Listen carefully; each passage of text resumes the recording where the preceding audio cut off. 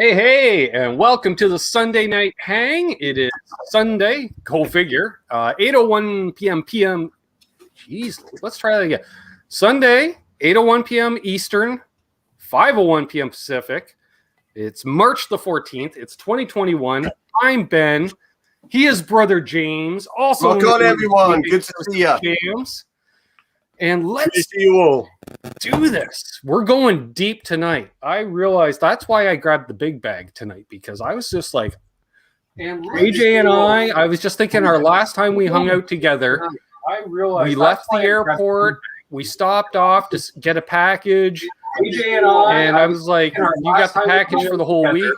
You got the package for the whole week. I got a package for the whole week, and we ran out in 2 days.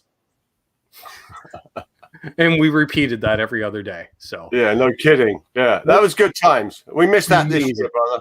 Yes, it will happen soon, though. I know it.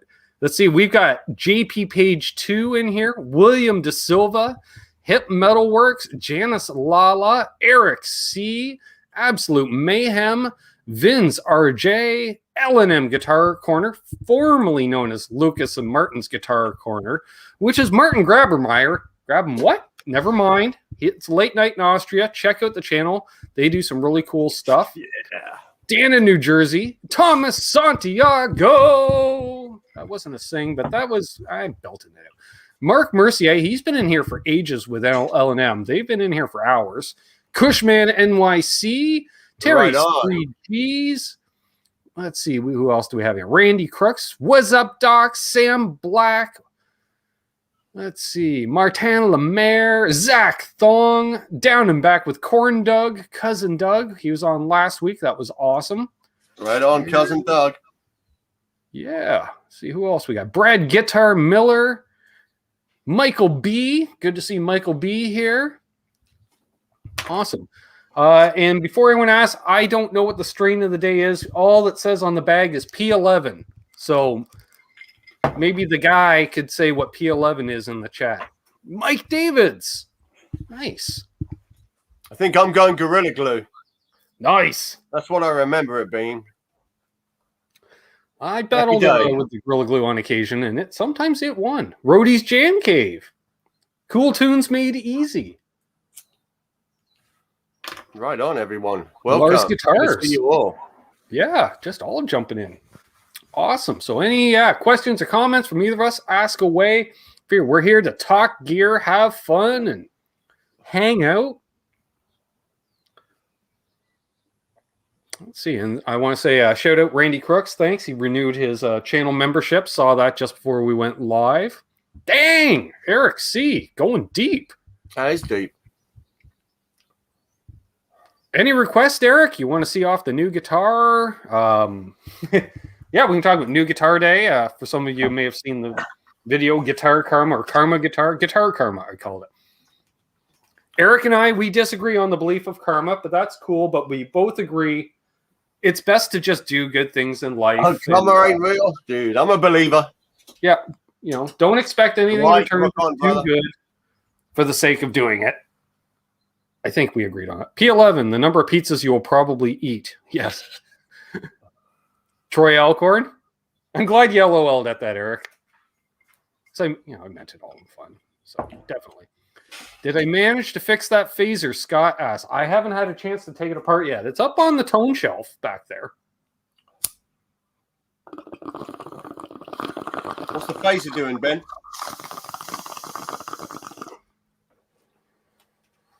Christian Hunter. Now, Christian Hunter, is that your name or your occupation? Ooh. Thought of that the other day when I saw him in the chat. Couldn't help it. Oh, right on. Yes, definitely ground issue. What's up, Doc? He says, okay, Telly Thin Line P90s. I'm getting a major hum unless I touch the strings. Ground issue? Yep. Double up on the ground wires. Doesn't hurt. You can never have enough ground wires, in my opinion. Well, until it's blatantly obvious and the guitar weighs 20 pounds because of all the ground wires. Terry Himes. Man, the room you're in, that'll put some ground loops in there as well sometimes, and then other times not. So bizarre how your tone changes. Terry Himes, right on. Robot Master Switch. Good to see Robot Master Switch in here. Yeah. Hey, surfer dude. Love it. Love it. Heat and resolder the grounds, Vince RJ says. Or as my dad would say, heat and resolder the grounds. Because he likes to pronounce the L. There's Bent Tom. Nice. Yes, the glass saxophone time. I was trying to remember who coined that phrase in here. I'm pretty sure it was Robot Master Switch. He says, oh, Ben's playing that glass saxophone again. Very tuneful. Steve from Boston liked that tone. Yep. Absolute Mayhem says, question for JJ. What do you think of the Quad Cortex? Would it replace a Helix? You know, they're all the same, aren't they? It's you can dial them in close. What tripped me out about the Quad Cortex was the buttons with all the values in them. So they adjust your parameters, and the durability of them was questionable. I'm sure the tones are amazing. The price point's right. But, dude, the Helix, you can't beat the routing on the Helix, the simplicity. You know, I'm still amps as well, but for the routing of it, setting up stereo, I mean, just the effects are endless. Well, you've got the, what do you have now? The HS effects, Ben, or the Stomp? Yeah, I have both. Yeah, the Stomp and the HX effects. Yeah. I mean, you know, you may have to tweak a little bit more to duplicate a tone, but you can match them. I can match them with amps, and you'll get right there. But there's a little more tweaking involved. With an amp, and you got your knobs, bam, there you are. So if you're a tone tweaker, dude, it's incredible. And I think that quad's going to be the same. I mean, the tones will be incredible. I ain't buying this one's better than that. They blow my mind. They've come a long way. Exactly. Yeah. Fruitcake Tony, good to see you, man. Yeah, Dwight well, Bailey, Milt T. Everyone's jumping in. Mike Davids asked, favorite PAF style humbucker for a Les Paul. I have an '08 Classic with the stock 498 500 set. They really cook, but not quite my style. So you just want something to ease back on. Duncan 59s are nice. Lawler makes a really nice PAF style. So many options. Yeah. I can't recommend my humbucker because it's overwound. It's not a lower output. Yeah, you can't go wrong with a 59 though. They're loved. I love those 59s. Warm tones. Hey, Eddie Van Haskell. He says, oh, cool. This dude can speak English. Hi, Ben. Hello, chat room. Blackjack Guitar Nuts here as well. Yeah, all the boys. Guitar mentioning the Pearly Gates. Oh, and we had Emery from Tudden Solo Music's in here. Awesome to see Emery in here. Check him out for all your needs of... Emery, what guitars do you sell other than Volas? I know you got something. He's got something else there, too. They look pretty decent. There was an import line, and there maybe something else, too. I don't know. Check it out. 10 Solo Music. Link down below.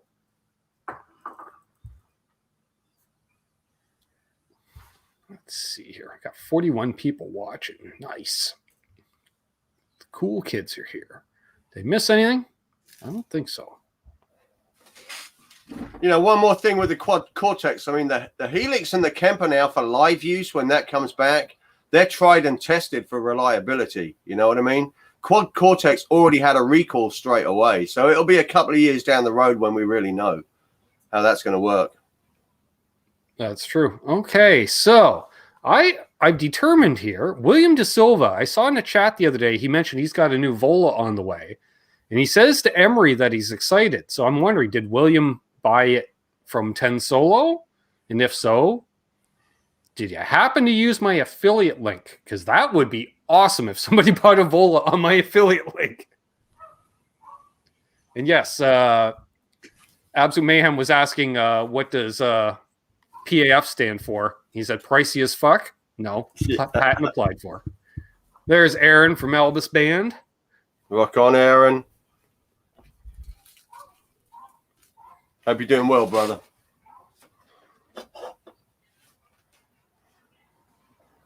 Yeah, there are some pricey PAF style pickups. Actually, actual PAF pickups are probably pretty pricey because they're all used back in the 50s.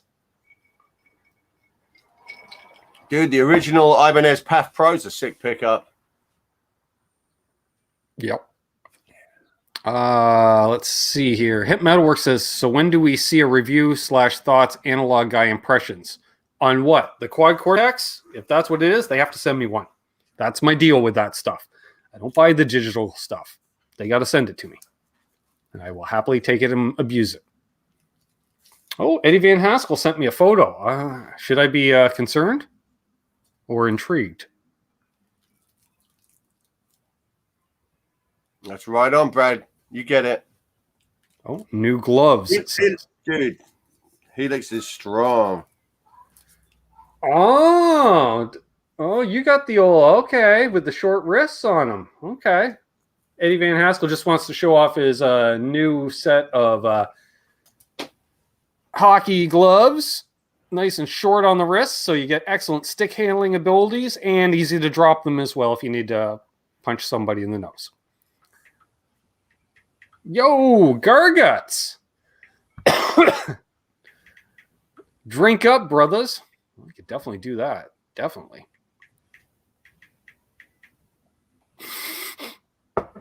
It's all good, William. He's like, oh man, I dropped the ball, Ben. I didn't know you had an affiliate link. Well, don't feel bad, William, but Emery, take note. See what I did there, Jay? What's that? You know, William feels bad because he didn't know I had an affiliate link. He goes and buys a Vola off Emery. I said, well, don't feel bad, but Emery, take note. He would have used my link. So, like... Well, he could still let them know. Yeah, shoot me some strings or something. Yeah, let Emery know. If it wasn't for Ben Coombs, this guitar wouldn't be coming. Well, yeah. I'd say more likely Steve from Boston, but hey, I'd like to think I had a little bit of involvement. I'm pretty sure that's where William and I first came across each other was in Steve from Boston's chat. That's where I met a lot of these cats. Steve might poke his head in later. He always makes an appearance. Quite possible, although he apparently went live again late last night. Because I noticed I got a notification for it. When I clicked on the notification, it came up as an unlisted video. Right. And he had a microphone in front of him. So I guess he must have been... I didn't end up watching it because I had some other stuff to do this morning. But I was just like, what the hell? Did I miss that? Yeah, I saw it pop up. I think I was watching Johnny's show. Crazy cats. Go hard. Go big or go home, Ben Coombs. Hell yeah. Well, you know, super chats and such and excuses. Ooh. All right. Emery says, I may have a That's Echo Folks pedal for you. I love his logo. And let's see here.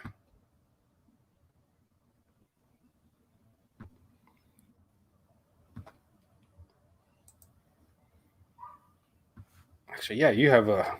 Fortunately, Emery has a search feature on his website. All right, so we'll go there. I can do a share screen. I want to choose a Chrome tab. Which one do I want? That one. So this is a cool delay, JJ. And it's got this cool pigtail thing you can connect to it that messes with the repeat times.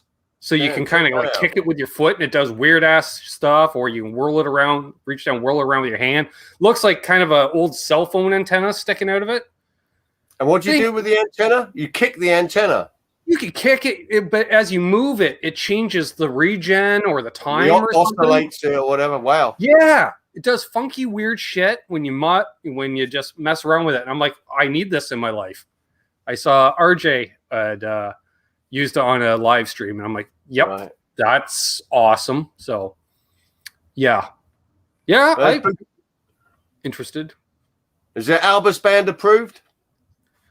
Is it Albus approved? That's a good question. Is it, Aaron? He'll know about that pedal. Yeah, I think it's made by MG Music there. Yeah, MG Music. What did I get? Here's one. Hey, Gear Junkie. 35. Canars here.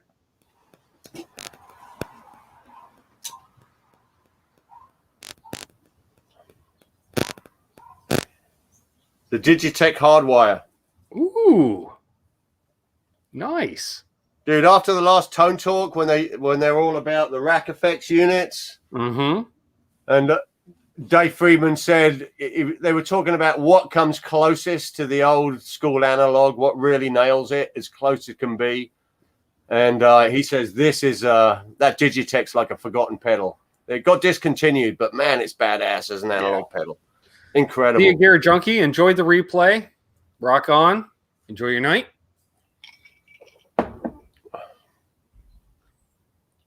And Mike Davis is like, didn't we talk about Digitech last week?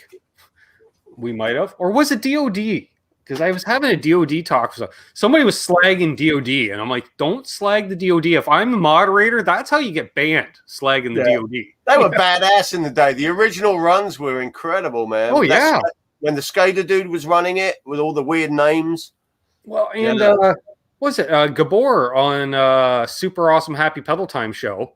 I think that's what it's called. I know. Whatever. Yeah, he did an original DOD phaser from the 70s today, or yesterday or today. I was like, fuck, that thing was awesome because it had like no speed until almost noon. It was so slow to sweep. And I'm like, that's awesome because you don't even really hear it until you hold something. I was just like, I need that. And I still run a DOD Octo Plus on my board. Doesn't track worth shit, but I don't care. Well, I think if you buy any analog delay pedal from the 70s, you're kind of set anyway, aren't you? No matter what brand. Yeah. Yo, Rob 212. Good to see you, Rob. Blessings, mate. Good to see you, brother. Yeah. Right on. Thing, it doesn't really track, but it's not polyphonic sounding, so it doesn't sound like a POG, which every octave seems to sound like. It's got that polyphonic sound. I'm like, I don't like polyphonic. Right. I never really used a POG. I'm not, I know the pedal, but not even really familiar with its tone. Richie used to live with one. Yeah. And thank you, Brad and Terry, for throwing the links there in the chat to JJ's channel. Oh, sweet. Right on. Hopefully get some things moving on that soon. Well, you know what? If you don't do a thing with it, the nice thing is when you land on the channel, you get a hit right in the face with a whole bunch of cool Stonehill stuff. Well, that's badass. Right on, Ben.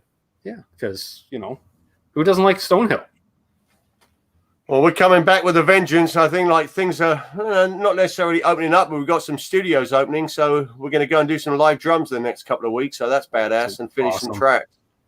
Super psyched. I can't wait to hear the recorded stuff because I have just been jonesing not to just rip your YouTube videos into audio format just to have her walking around. Thanks, brother. Right on. You know me, I'm just like, are you fucking kidding me? You're like, what? I'm like, I am so fucking jealous right now because I'm like, how? What?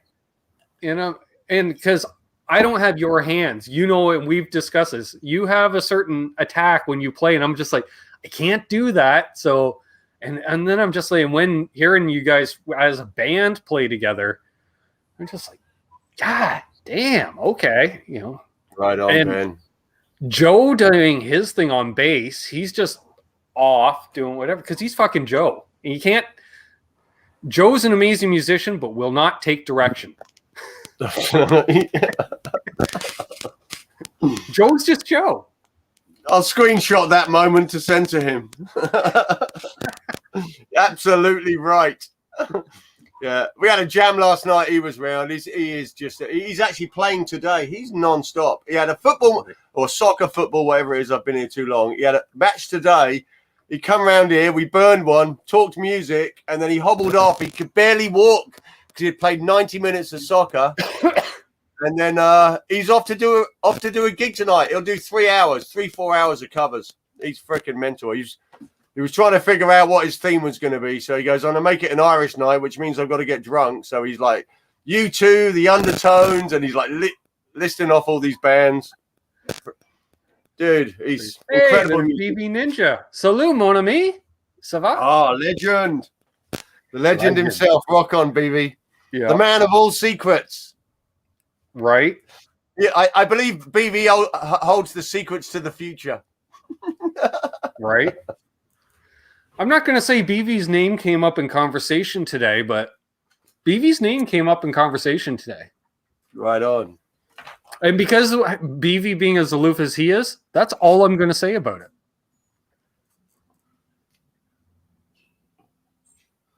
Hey, Johnny. Hello. Welcome. New name in the chat, I do believe. Welcome, dude. He says, digging the gear background between both. Cheers, mates. Well, thanks, man. Gear collectors. That's what it is. Brad asks, my number one guitar. Rock on, Brad. Well, you know what it is, Ben. Not necessarily.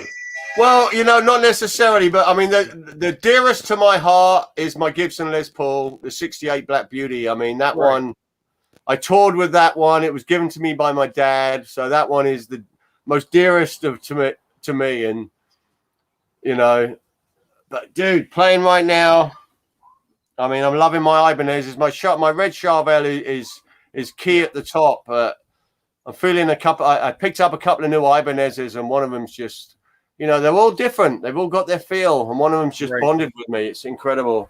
Old original 80s Ibanez RG 550. I mean, if you can handle the necks, you know, not even necessarily for shredding, you can play anything.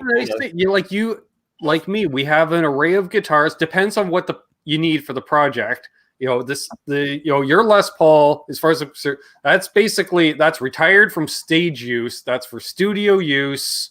Yeah. You know, type situation. Dude, at the right gig, that thing would be coming out. Trust me. Yeah. Fucking right on. You know, definitely the Charvel's always going to be in the mix. Dude, it's a workhorse. You know, single volume, you know, nothing to mess with. 2 humbuckers, neck and bridge, and it's just freaking, the tone is just, it's mental, and the neck's ridiculous. You can't go wrong with Charvel. The brother to this guitar.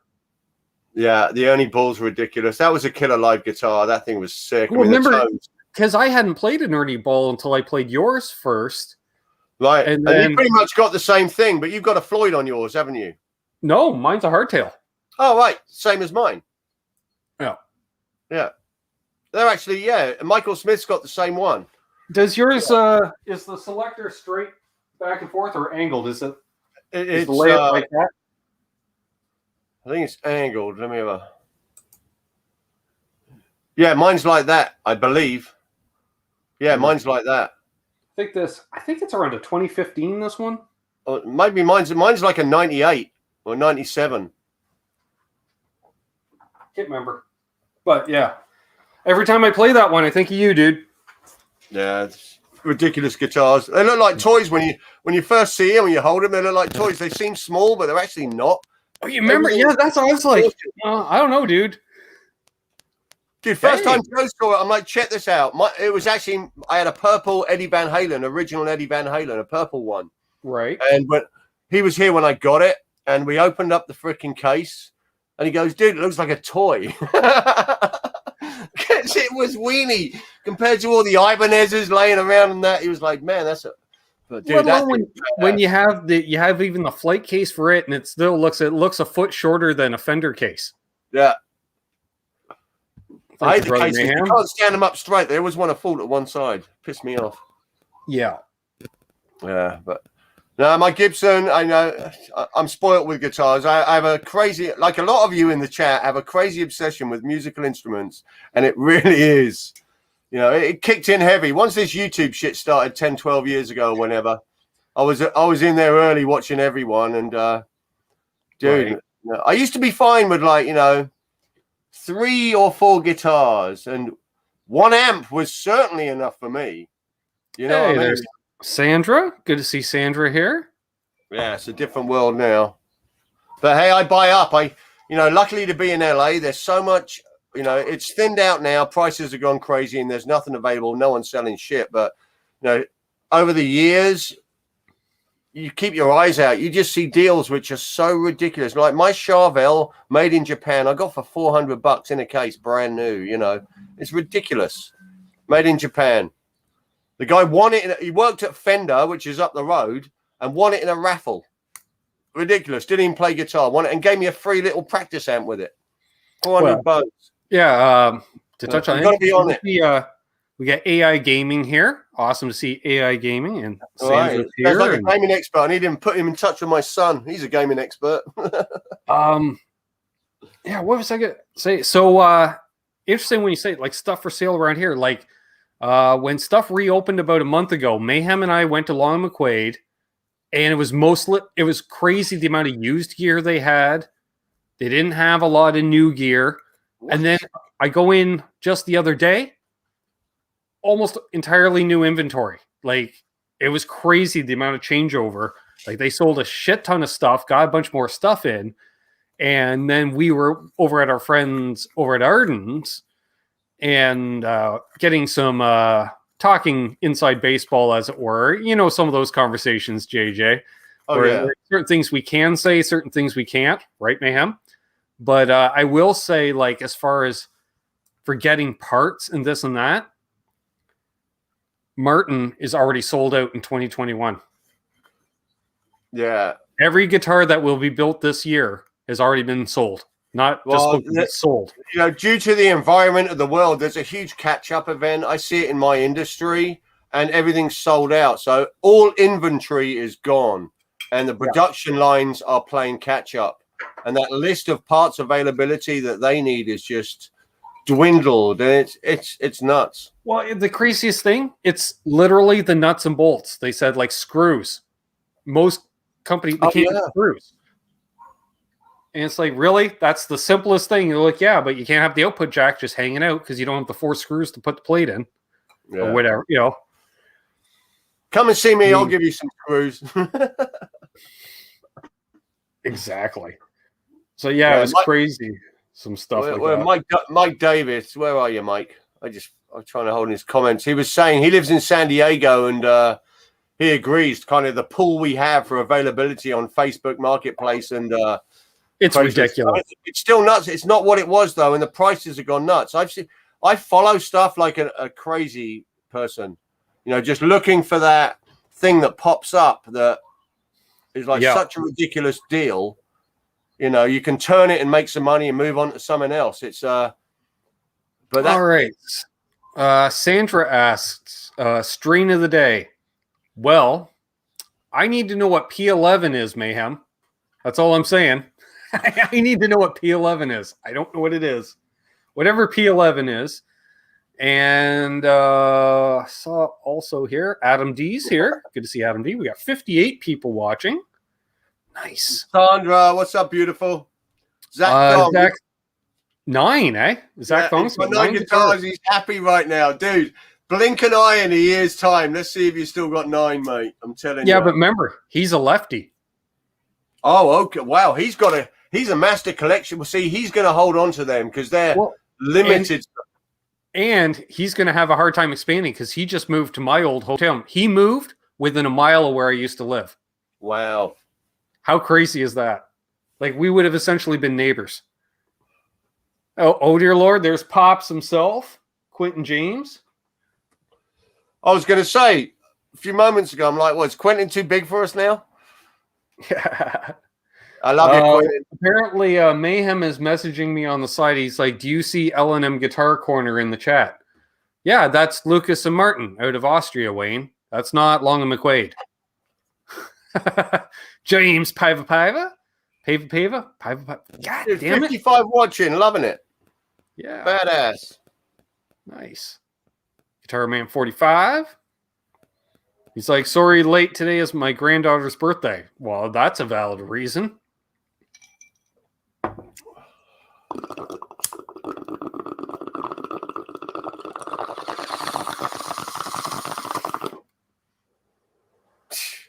He's sucking them down. Damn, I was just realized. I'm like, what are we, an hour in the show? Damn, we're half an hour in the show, and this is like my 5th bowl. I was going to say that's your 5th or something. Hey, real quick, everyone, blessings to Ike from Flipside. Apparently he has COVID. Yeah. He has COVID, and Denver got nailed with a major snowstorm as well. Well, they do anyway. They love it. They can go freaking snowboarding and skiing. Who cares? But Ike, we love you. Yes. You have a speedy recovery, and positive vibes are heading your way constantly from all the love, mate. Quentin says, you need to hold that. No, you don't. It's a proven fact. Weed sees in instantaneously. You don't have to hold it in. Quentin don't even know what's up. He doesn't dabble, but I've always said when he comes and hangs with me in LA, it's good. We're going to turn some freaking corners on that. We'll start you off on the low shit. Yeah. Hey, Jeff K. Michael B. Ooh, Michael cookies B, and cream. Nice. Yeah, look on Jeff K. Johnny, I'm coughing my brains out just watching that last hit. Did Pete hit a record today for viewers? Yeah. Stephen Douglas, for those who weren't watching, Petethorne was up into what, 1,400 watching today? It was a busy day as a moderator, just saying. They pulled out a few loonies, but yeah, it was him and Richie Kotzen. Dude. I got to watch that. You need to. Richie holds nothing back. And it's not like Pete even had to poke at all. So he's like, Richie's like literally tells the story that you're just like, oh my God. And he goes, so do you want to hear about the next time I got screwed over by a record label? Oh God, I can't wait to see that. That's going to be brilliant. Oh yeah. It's insane. He referenced playing in Poison, but he didn't actually tell, I don't think he told any stories about playing in Poison, which I'm not surprised. But he mentioned playing with Mr. Big. I was like, oh yeah, you play with Mr. Big. I'm like, fuck, I forgot about that. The man's got a gracious tone. Incredible player. Yeah. Amazing. Yeah, we seen him in the Hilton that one night. We were all hammered. He was too. Did we? Yeah, Johnny Bean's all right. That's Richie Kotzen standing right behind you. You turn around, he was really tall. Yeah. Right. Yeah, see, I vaguely remember too. Yeah. The Hilton Hotel was always vaguely. I remember that because then you say, well, don't you know him, Johnny? Go over and say hi, because you're one to kind of poke the beast at times with Johnny. You like to give him a bit of a ribbing. And he's but you can tell Johnny just took one look and he's just like, mate. Everyone gets a ribbing. Yeah. I just remember that he just kind of smiled and went, no, man, not tonight. No. He's just like, nope. Johnny, I miss Johnny, man. Oh yeah. He talks stories how he dresses up. He wears these like false teeth that they're all jacked up and shit. And he dresses like he's homeless and travels that way and stuff. And he stays in character the whole time. Oh, jeez. Oh, dude, it's epic. That's brilliant. Yeah, that's Scott Brockway. Yeah, the story about his alter ego on the plane. He took a red eye from LA all the way to Philly and stayed in character for the whole 5-hour flight.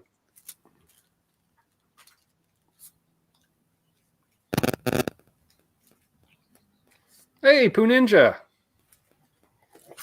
The Dark Lord himself. We love you, Pooh. Yep. Terry says, didn't mention much stuff about In Poison, but mentioned Mr. Big being in Japan. Yeah, exactly. Because that kind of what got his start in Japan. Dude, I got so much to watch. I've got to catch up on there's so many shows gone on in the last few months. I had to start cooking dinner. So I just typed in the chat. I'm like going into lurk mode, type thing. And I just brought the laptop up to the kitchen and just kind of listened because I was like, fuck, this is great stuff. Great stuff. And he's like, am I boring you people? And we're like, yeah, right. No. Dude.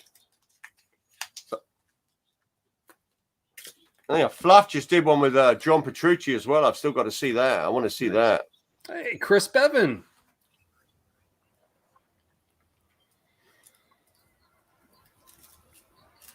Hey, Randy asked for me to do a quick rig rundown. I mean, that's nigh on impossible in this room. But yeah. Jeff K's like, yeah, when Richie said to the flight attendant, these ashtrays are glued shut. Hilarious. Jeepers. Yeah. Yeah, which is crazy because I I don't recall you ever being able to smoke on a flight in Canada. Like even, I think they banned that around 1980 on Canadian flights. I got caught in the toilets on Virgin Airlines. We were flying to New York to do a gig from England, and I walked out the door, and the lady was standing right there. It was, there's worse stories on airplanes from touring than that, though. One day. There's Paul Ewing. Good to see Paul here. Yeah, right on, Paul. BV says, do not know if you knew this, but Robert Keeley got COVID after his heart surgery, but got put on drip and drugs by his doc, and he's okay. Wow. He did not pass on to Lisa and any of the employees. Nice. Yeah, I knew that he was down. I hadn't heard an update since then. Let's see here. Zach, so I met the one guy at Ardens and Trenton. Oh, I gotta go back, see what Zach's previous comment was. Or did I miss something? Or does he have 9 guitars, or the dude that works in Trenton? Because that would be what, Taylor? I don't know. I'm confused. I've had 5 hits. Back off. Oh, somebody's home.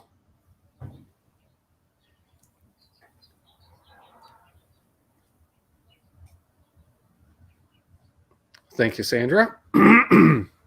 XMG12 is here. Awesome. That's right. Yeah, Richie Kotzen has the new album with Adrian Smith. I haven't heard any of it yet.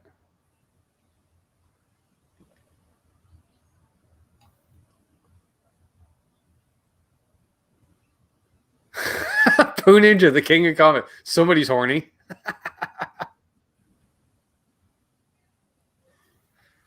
Nice. We got 58 people watching. Did I take? Yeah, I did take that off. Perfect. So, how is the band doing as far as any writing of stuff? Constantly writing. We haven't. It's funny.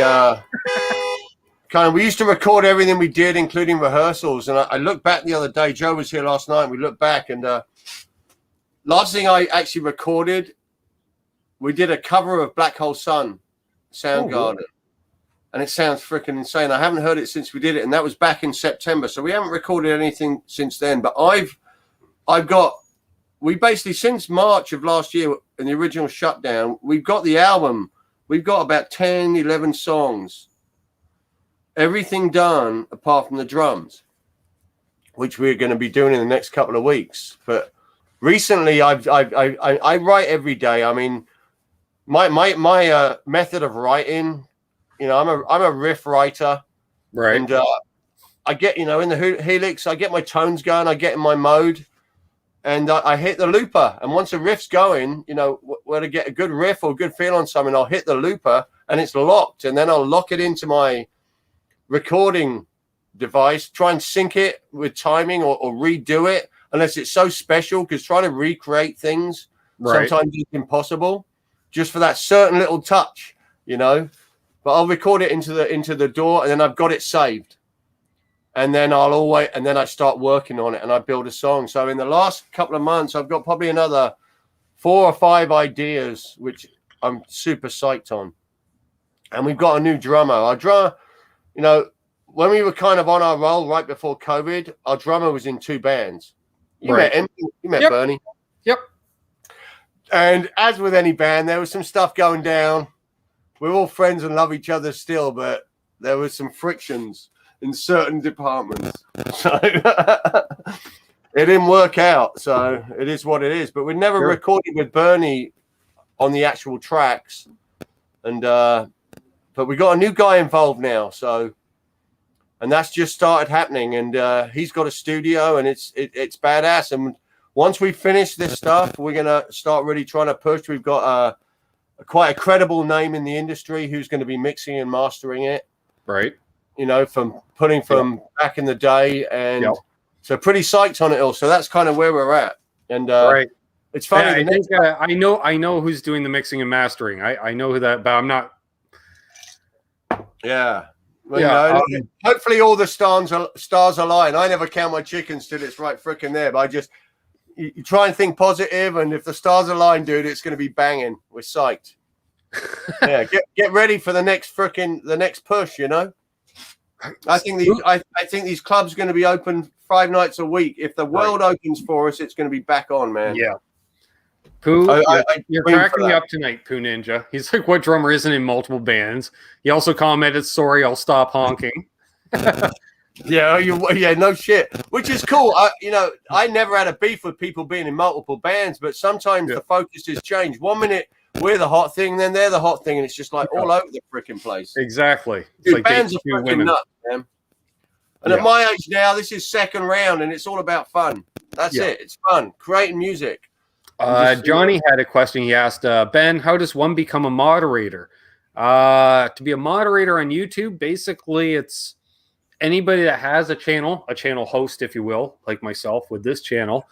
I get to choose who's my moderators, and I choose usually fellow YouTubers who know what to look for in a live chat, what goes, what doesn't go, or people have been around a long time that have been around the channel quite a while, friends. Like one of my original moderators is on panel with me. JJ remembers that first fateful day on a Sunday afternoon. Well, Sunday morning for you, probably it was. Well, I hope I remember. You might have to remind me.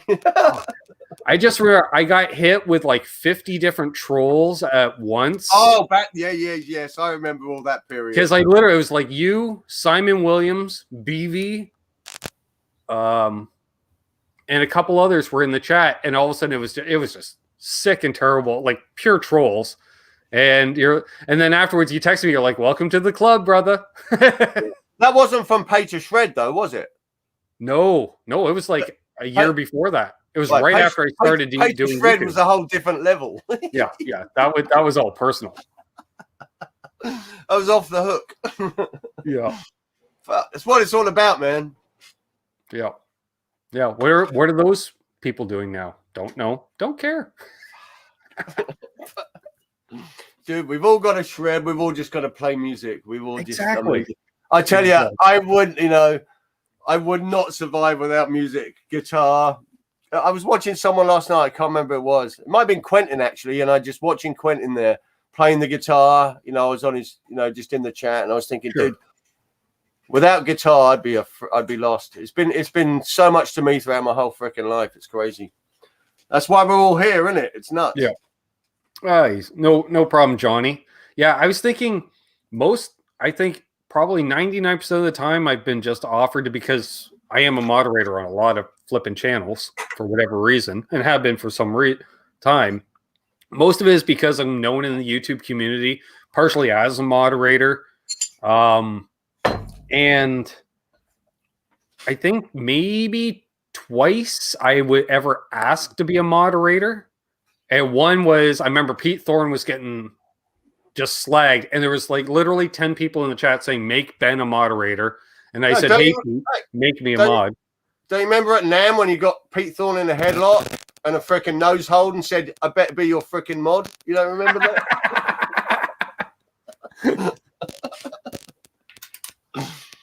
Yeah. Full throttle, Ben Coombs. Yeah. Okay, so Johnny, you saw. Remember, if anybody remembers Petethorne's chat like over a year ago, it was out of control. Pete would be a half hour behind in the chat talking about something, and it's just chaos in there. Oh yeah, it was chaos. He didn't have a clue. No, and he's like, "Oh wow," and then he's like, "Yeah, let's just try it." Pete's so nice. How can people do that in Pete's chat? Doug says, only thing is you charge so much to moderate my channel. Yeah, well, look at the people that watch your channel. I think I'm still undervalued. Hey, Gussie Wells. Nice.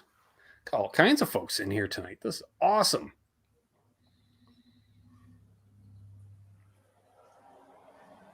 I think, I was thinking one one or two other times, I think I hung out with fellow YouTubers, and they're like, "What can I do to help you out?" I'm like, "Make me a moderator, just so my name stands out in the chat, to help promote me," type thing.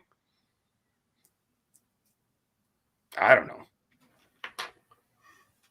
Pete is a solid guy. Pete is down to earth, focused, and I don't think he has a lot of patience for stupidity. You know what I mean? He's been around a long time. He's been on the scene a long time, in the thick of it. He don't dick around. Nope. Incredible player. Yep. Tone wizard. All right. Fine, Mayhem. He says, enough teasing. Show the Gretsch. Great. Yeah, no kidding. Look at that thing.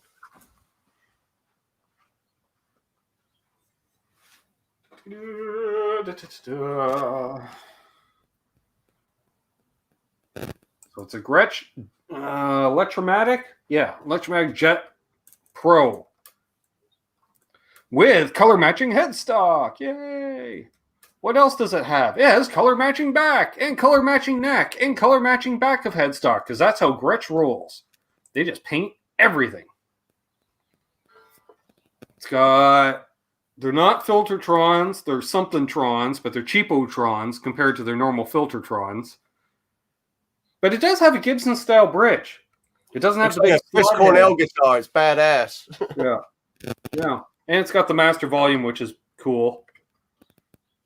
So rock on IROC Z Blues. And I got a case with it too. That's killer. Love it. Love the blue. Richie was gigging with that thing in the Honey Badger outfit. He played that. I'd play a telly. We were all kinds of jangly. James says he subbed to me because of Know Your Gear. Yeah, again, jumped into Phil's chat one day and I noticed I was a moderator. I was like, thanks. Phil's a badass. We met him a few times at NAMM. Yeah, you were there the first time I met him, and we stood there well over half an hour talking to him. Dude, that guitar totally matches my sweatshirt, Mike David's.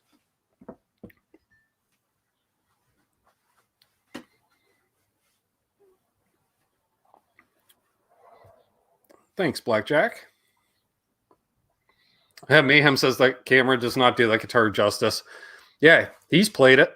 No, that's a sparkly metallic, right? Oh, yeah. Yeah, it's a Ford Fairlane Blue.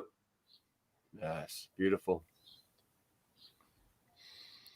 Let's see. BB says, I just got a message from buddy Mark Ledieri. Snarky Puppy won a Grammy, Best Contemporary Instrumental Album. Wow. Nice. Brad Guitar Miller says, I need a collab shirt with Phil. I'm like, damn, that would be awesome.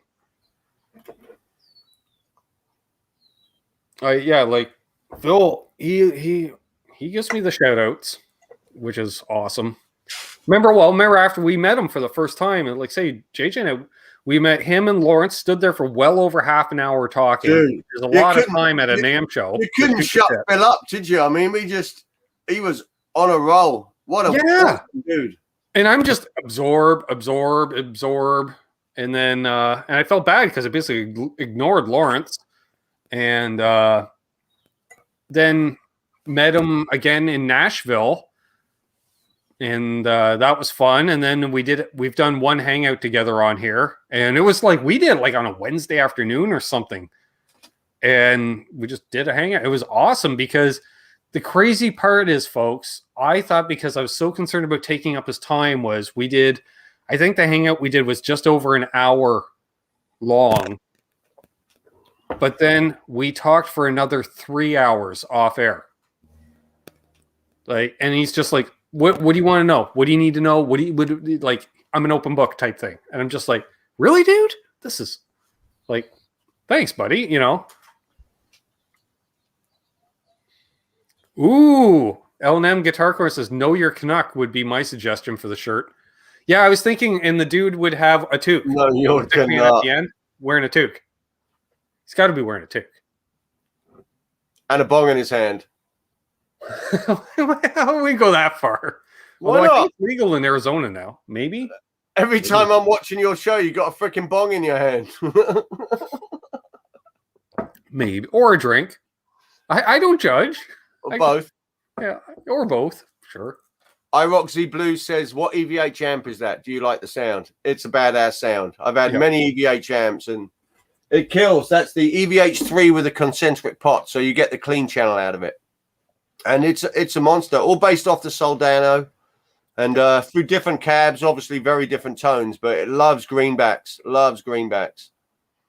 Yeah. And it's got the resonance knob. And, garage playing, bedroom playing, whatever, you get that low end thrown back in there.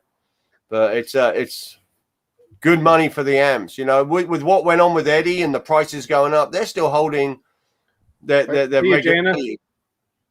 So have a good night. Stay away from the EL 34s because they've got the second channel's really weird, or the blue channel's really weird. That's the one you got to watch. Some people love it, but it gives you two different amps. The blue and the green and the red channel is two different amps. It's full Marshall and then full American. So if you can go with that. Mike David says smoking up the channel profits. Nope. We've got a sponsor. We have an unnamed sponsor for that. So we're okay on that. And Johnny says, I'll tip my cold snack with you guys. Now, Johnny, you a fan of the old Vice Grip Garage as well? Because the old term cold snacks. This guy, JJ, he restores old cars just enough to get them on the road, but not enough to be nice in any way, shape, or form. And he literally, you got your driver's side. Go easy on him, dude. He's awesome. He's all about that. And he's like, you got the captain's side, which is your driver's side, and the drinker's side. There's the captain's side and the drinker's side. Oh, yeah. See, Johnny watches Vice Grip Garage. It's hilarious. No, he does things the right way. If you know what I mean. And it's not. It's great. He'll drive, he'll start up a car that hasn't run in 25 years and drive it 500 miles home. Because why not? Green free endorsement. Nice. Yes. Yeah, we got an endorsement on the shrubbery. Terry's saying rumor is EVH is going to be coming out with a new amp based on the original and designed by the original amp designer. Yeah.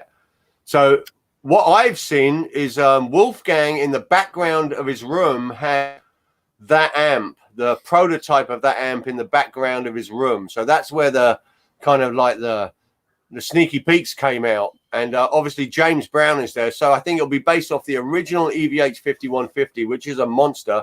And they'll clean up some of the weird stuff. The popping between channel switching. But, dude, it's back to square one. The Soldanos, the EVHs, the original rectifiers. If you're into that high gate tone, everyone else, it sounds like this. It's just a copy of it. You go back to those and they're monsters, man. Monsters. Hello, Manfred. Thanks for tuning in. Awesome. I'm seeing a few people quoting Derek from Vice Grip Garage in here. Awesome. That's one of my. It's weird. I mentioned Vice Grip Garage, and now we're up to 67 watching, JJ. I don't know how that's weird. Okay, with the exception of Dave Friedman, of course, who still innovates and keeps that original tone, which is a freaking monstrous, huge tone. He's a legend. Yeah. So he's the one guy. Mesa Boogie have gone in weird directions, the Badlander, whatever. Dude, you're recreating the rectifier. Just, the multi-watt rectifier is a monster. Stick with it. Yep. Terry Himes, yes. I've been watching the engine build series. Yeah. I love, he did a whole segment on reading spark plugs, and I love that. So, because that's one thing I've done. I know how to read spark plugs. So I was like, yep. Hey, that's your, I'm a mechanic. That's your window to that's your MRI. It tells you everything. MRI. It's your window to what's going on with the motor. Yeah, exactly. That'll tell you fuel mixture, timing. It tells you so much. The variance in the cylinders. Yep. Nice. Johnny loves his Mesas. Yep. Speaking of which, I want to announce there's a new EVH dealer. Somewhat affiliated with the channel, so you'll probably see some more EVH demos on the channel at some point. When, we don't know, but Ardens Music has become an EVH dealer. I told him it was a couple years too late, JJ, but whatever. Well, they're on a roll. I mean, I tell you what, the EVH, the Mexican build EVH guitars are second to none. You might get one with some fret sprout or whatever. Yeah, fix them up, but the necks are freaking strong. Well, even was it the specials made over in China? For the price, they were like what, $500-600 US new. And if you the PVs or the EVHs, the Indonesian ones and the Chinese ones, they're still badass. Yeah, they're badass. You may have to do a little tweak here. They're not American build, but right. But the funny thing is, unfortunately, because he's become an EVH dealer in the last few months. The problem is he ain't going to get any guitars. He said for over a month he has zero product, and he's not planning on getting any for months. There's no product. But just real quick on that, the price point of them. I mean, I think it's the special or the standard, whichever one's the budget one. $700 US. Yeah, that's a lot of guitar with beautiful quilt tops and beautiful looking guitars. Yeah, Boner Jams, right on. Hey, big shout out to Gizmarchi. Are they on a freaking roll or what? Can't wait to do some fucking shows with those guys, I tell you. Because, I like that. The master, the long live the Dark Lord of the Spliff, and JJ's House of Boner Jams. Yeah, great show today, man. Thoroughly enjoyed it. That was badass. Yeah. Get your points on the records, my man. You're doing well for them. Right on. Right. There, holding it in for those who wanted me to hold it in.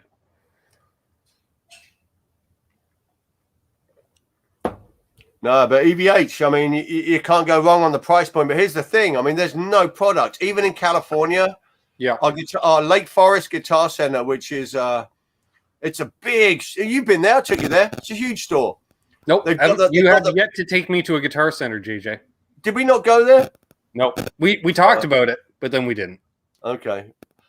That's it, because you wanted to go. I'm like, what's the fucking point in going to Guitar Center when we're driving to Nam? Just because. But the Lake Forest store is, they've shut half of the store, are lights on, and they've shoved everything forward. They have no stock. I was in there the other day. They had 3 used guitars. That was it. They normally have 20. Wow. They have no stock. And then I was at the one in Orange, and they said that Lake Forest has been coming to them to get stock because they had 0 bass guitars. So they're trying to borrow stock from another store. That's how bad the availability is. Yeah. See, Aaron took me to a Guitar Center. Yeah, well, but he's nice. I'm not. But yeah, and we also met up with Marsman while we were there too, which was awesome. Yeah, support the new Gizmarchi. Check out the album. I think just released on Spotify, and dude, they're on a roll. Like the iTunes. It's on all your various streaming and download platforms. Definitely, it's badass. You've got not only do you have like Jay doing his badass thing. Dude, what a legend! And then you got Boner Jams playing on it. You got Larry Mitchell on it. Insane. Hey, there's Mr. Pedals himself, Lawrence. He says, sorry I'm late. Busy with new designs. Ooh. Yeah. He posted a picture earlier of a stack of circuit boards ready to be assembled. Nice. Well, I did send him an idea for a new signature pedal, so we shall see. I told him put it at the bottom. Put it at the bottom of the pile for now, just to leave it there, because he's already got some stuff in the works, and we might be able to tweak one of his designs into what I want to do, so we'll see. Aaron, you must have dipped out for a minute. JJ says he's meaning to soon post some new stuff on his channel. Real soon. I've got to get my energy, again, it's like I haven't been on the scene a little bit in the chats. I am at every show, I guess the term lurker is pretty popular these days, so I've been lurking hard, and I watch them, and I have this sitting behind me, and once I plug in, I'm off for hours. Yeah. And, I get it. Well, like I'm there for all the shows, but as far as my own my own stuff. I really want to go through a lot of my amps, a lot of my guitars. I've got such incredible, stuff I'd love to show. Yeah. And yeah, my first focus for having all this shit is creating original music and fucking living the fucking dream. I talk to friends about it. It's so in my blood to just fucking play music, and that's what I do. So I just need to get back on that roll and switch on the freaking camera. Even if I just switch on and do hangouts and just fucking play and talk, I just got to freaking do it. That's it. So soon it's going to be coming. I go hard and heavy for like a period, and then I'm done. So it's time to go hard and heavy again. Thank you for asking, Albus. We got the fuel button in here. iRoxy Blue says you're a Ghost Rider. Yep. Fucking right on, mate. Well, they will. Well, sounds good. What was it? A couple of weeks ago there, I was talking about you on a hangout, and all of a sudden you just texted me because it was easier because I know your phone was next to you over on the other side of the room. I tell you, I'm right there. Over to the computer. Everyone gets a thumbs up. I'm just, hey, everyone's headspace is tripping right now with what's going on in this fucking world, and Jesus. I do a lot of lurking as well. And just, dip in, listen, give my thumbs up. I need especially if I don't know if I can stay or not. No one's done the YouTube lurker t-shirt yet. There's nothing wrong with being a lurker at this point. But I am playing my guitar, so that's all that matters. Mm-hmm. Exactly. Yes, Albus. Let's reconnect on text, mate. You know it. Yeah. And please, folks, give a thumbs up. I don't know how many thumbs ups we have, but more couldn't hurt. We got 62 people watching. Was Up Doc says I'm a master lurking. Fuel Button said he's hardly lurking. I tell you, and again, a professional lurker. Dude, there's so many channels. I'm finding, Thrash Metal Studio. There's another one called Thrash Metal Studio. Yeah, I met him through Steve from Boston's channel. Okay, yeah, you got to find the little guy sometimes. Jumped on his, there's like 5 people watching. The guy freaking, he loves it. There's so much out there right now. It's crazy. We love this stuff. Can't remember the last time I watched the TV. I tell you. Hey, Mickey Settlemeyer. He goes, hey, I was sleeping. And Terry says 63 thumbs ups. Nice. Mickey Settlemeyer, rock on, brother. Oh, there he is. You sucker.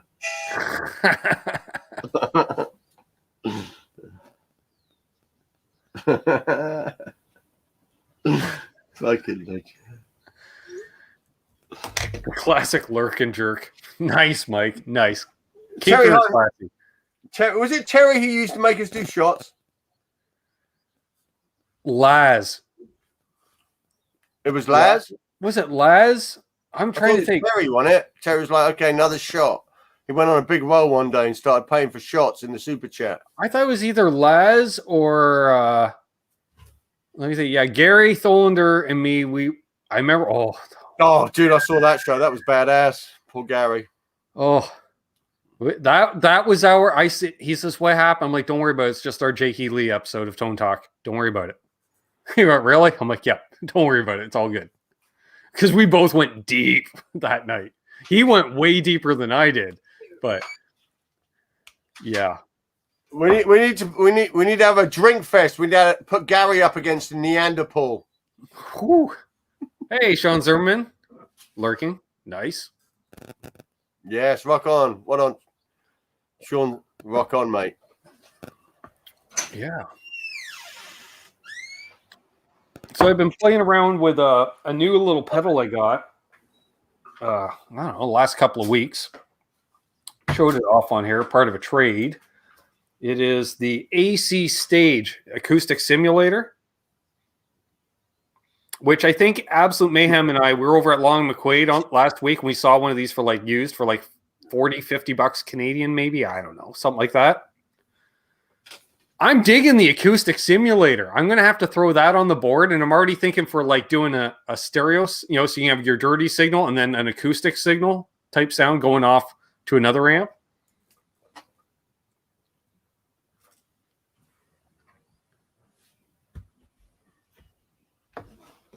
I'm thinking. But yeah, having some fun with that. Sweet.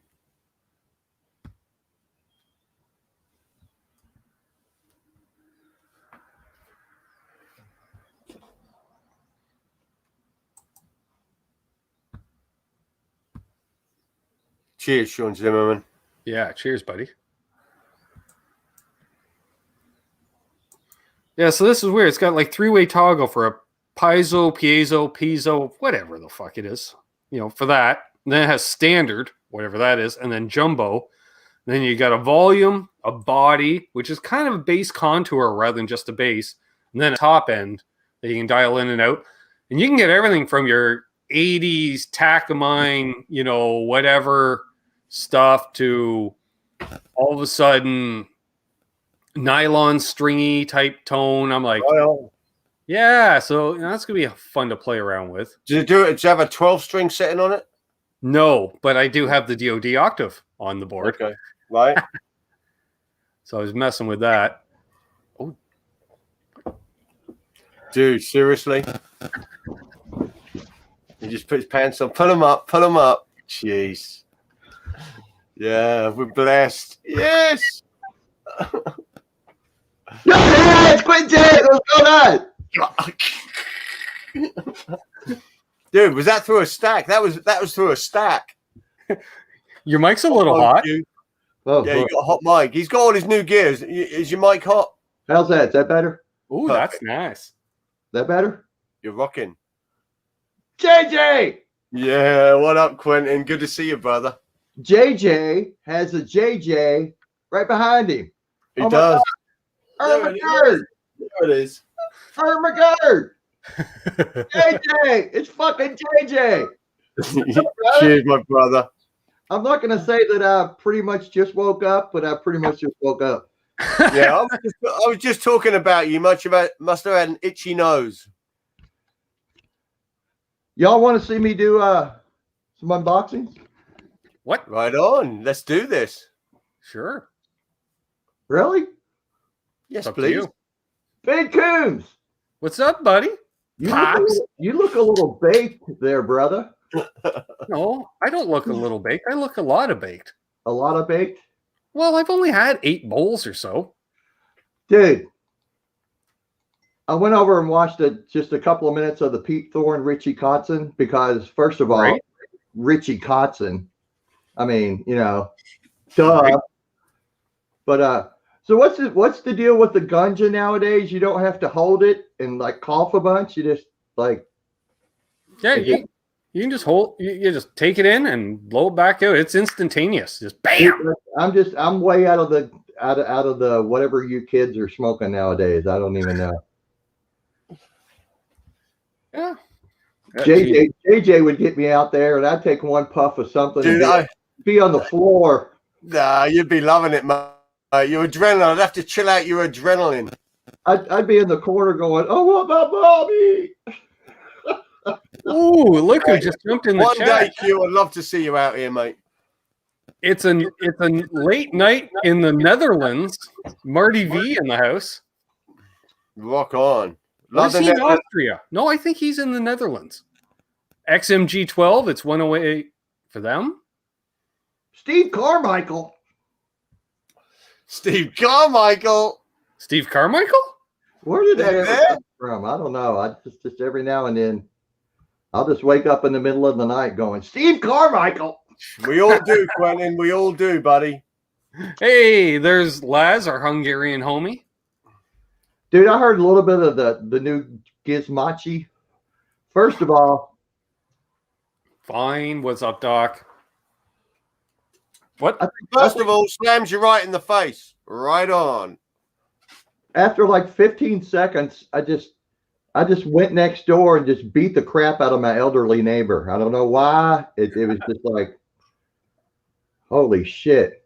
And fucking Jay's a beast, man. Yeah, Right? monstrous. Yeah, they're on a roll, man. It's good to see him backing up and running. It's wicked. And I saw some post from here. Let me do it. Let me do a screen share of what I was. Let's see here. Share screen. Chrome tab. I was looking at some. Oh wait, that's not it. Wait, hold on.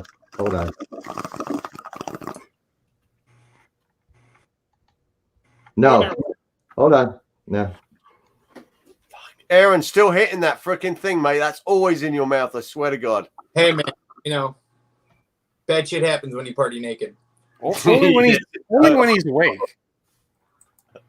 Michael Smith is getting like 24 inches of snow or something out there in Denver. He can have it. Yeah, he was saying that. I told you, they were getting slammed. Like, Oh my slammed. God. And did I hear that Ike has the COVIDs? Yes, Yeah. you did. We just gave him blessings, man. Oh, dude, fuck. So, Q, how are you? Fuck you. Sounds about right. What? I love that old bastard.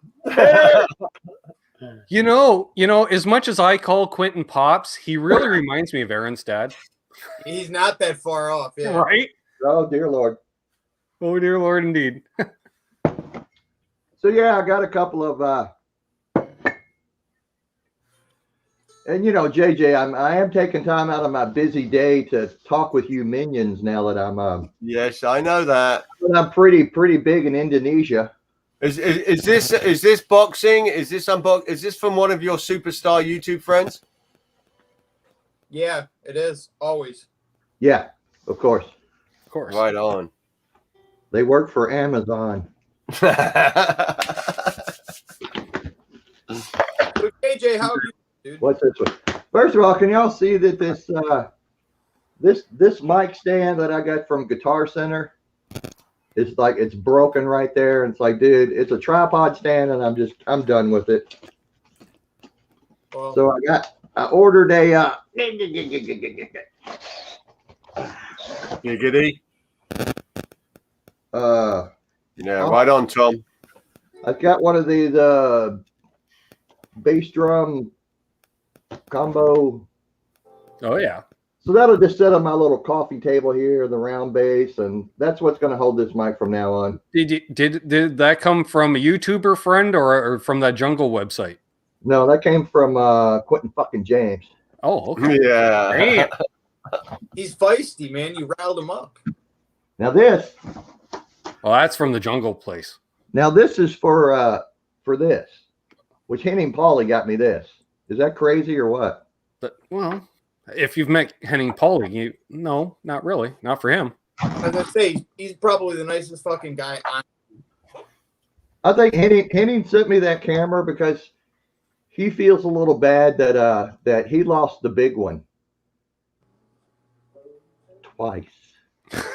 I'm just saying, don't.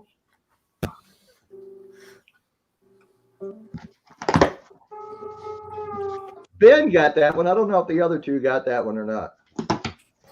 Y'all didn't have it. Ben's a history nut. He got it. Okay, we got something else in here. Somehow Quentin James joins the broadcast, and I somehow ran out of beer and smoked another bowl. Ah, and we got something else here. What is this? Scott Brockway got it. Okay. This is, they actually, looks like they sent me the wrong, I don't know what the fuck is supposed to, Was that a personal massage or something? Oh boy, that looks like it goes in a hole. Did your doctor send that for a remote appointment? Or if you've got 3 holes. I don't know where you're going to put that. Hope you're flexible. Ooh. This is, I don't know what that is either there. Y'all don't even know what the fuck I'm doing here. Okay, we got a bag of those and some of those. This is the worst unboxing ever. We got a back scratcher. Oh, man. If you don't know, this is a GoPro, like a 50-piece mounting. These strap-ons here. I think this thing will stick out like that, and you waka waka waka waka, something like that. And okay, there you go. L&M Guitar Corner says, I think that's for snorkeling. Snorkeling. Oh my God, snorkeling. How do I? So it's like got a bunch of that stuff in there. Focus. mounting stuff. And anyway, there you go. Yeah. Okay, that was my unboxing. JJ, are you rolling up a fatty? No, I'm typing to Johnny in the chat and rolling a fatty at the same time. Ah. He asked me what got me started with guitar, like inspiration wise. I mean, dude, when I was really young, it was obviously, I mean, my dad got me started with guitar really, but for inspirations, Richie Blackmore, when I was like 11 or something, Richie Blackmore and Jimmy Page just got me, you know, especially Blackmore, blew my mind. And then, yeah, in the 90s, Jerry Cantrell's my hero, you know. That's it. Jerry Cantrell. If I'm going to bow to anyone right now, it's freaking Jerry. You and I would walk to NAMM singing Alice in Chains because we. Dude, you remember that day? Singing. Dude, it was the best. You handled one harmony, I handled the lead. It was perfect. Dude, yeah. And tearful as we're singing it because it's so emotional. Dude, and it means so much. I busted that out at practice the other day, and they ended up pulling the JJ and just joining in and doing the harmony on it. I did Down in a Hole and just went off on it. Yeah, awesome. Yeah. Love you, man. Love you, Lane. Marty V asks, Reverend Greg Coxig with the Fishmans, yay or nay? Definitely yay for me. Yeah, I mean, that's the only active pickups that I enjoy. The only thing I remember about NAMM was Ben was the only guy that I ever heard of that got his wallet chain taken away by security because it could be used as a weapon. Yes. He was gutted. We looked for it after, didn't we? Did the trash run. I had mine the whole time at both of the last two NAMMs, and no issue. Yeah, but we also didn't go to the Grove the last time either. Yeah, that was weird. Why were they doing that? Was that just out the blue they said that? Was there like weird times back then? I don't know. It's your country, not mine. I was just that was the weirdest. Dude, I was just informed. Dude, you can't wear one of those things. It was just bizarre. That's part of California. Everyone's wearing those freaking things, you know. It's crazy. You did make a trip to In-N-Out Burger. That was epic. Multiple trips. Probably multiple times a day, to be honest. Dude, that's still a daily occurrence. Was there yesterday with my son. There's Sandra in the chat. Sandra fuck. Sandra, what's up? Sandra, got to say, loving the Bigfoot stuff, man. I'm like super. I love all that stuff. Oh, what do we got going on here? Bring it on. Apparently, the chat's revolting on us. Oh dear Lord. Got 61 people are jumping in, man. That's cool. Yeah, the chat wants you guys to sing Alice in Chains. I don't know. Say it again. The chat wants you guys to sing Alice in Chains. Dude, I ain't singing shit, mate. We were buzzed that day. Well, I'm buzzed now. This boy would knock it out for us. Hey, Stephen.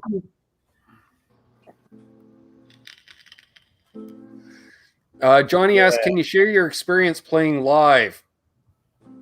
Where would you start? I'm thinking I've probably played the least amount of gigs out of everyone on the panel, and there's probably hundreds and hundreds and hundreds of gigs on screen.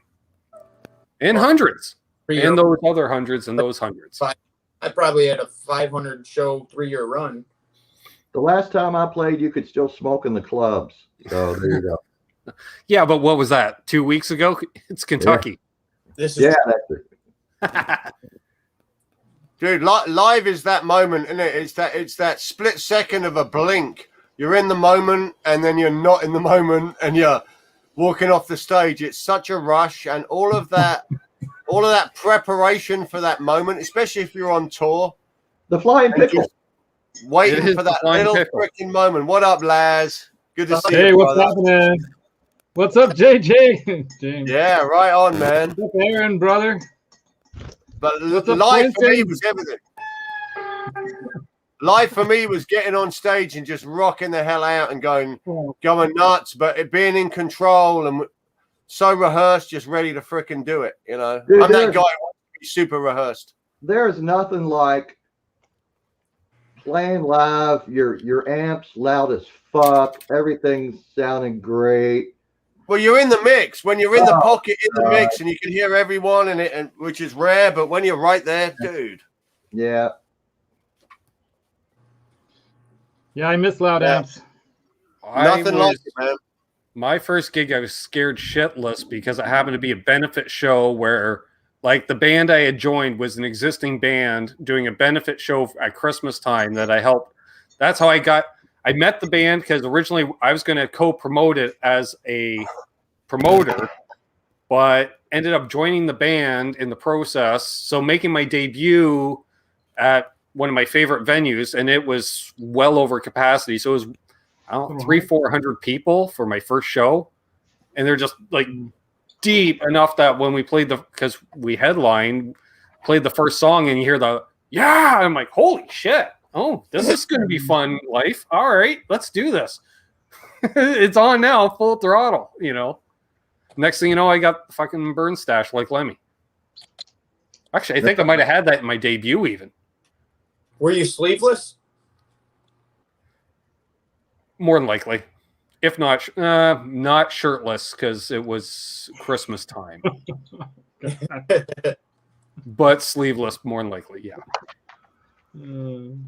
Playing a Les Paul way too low. Well, hey, you know. Yeah. I think you can't sling a Les Paul up real high, dude. You just can't. No. You're supposed to. Although the first show, the first show I was slinging it pretty up high. I'm like, whoa! I saw photos. I'm like, oh.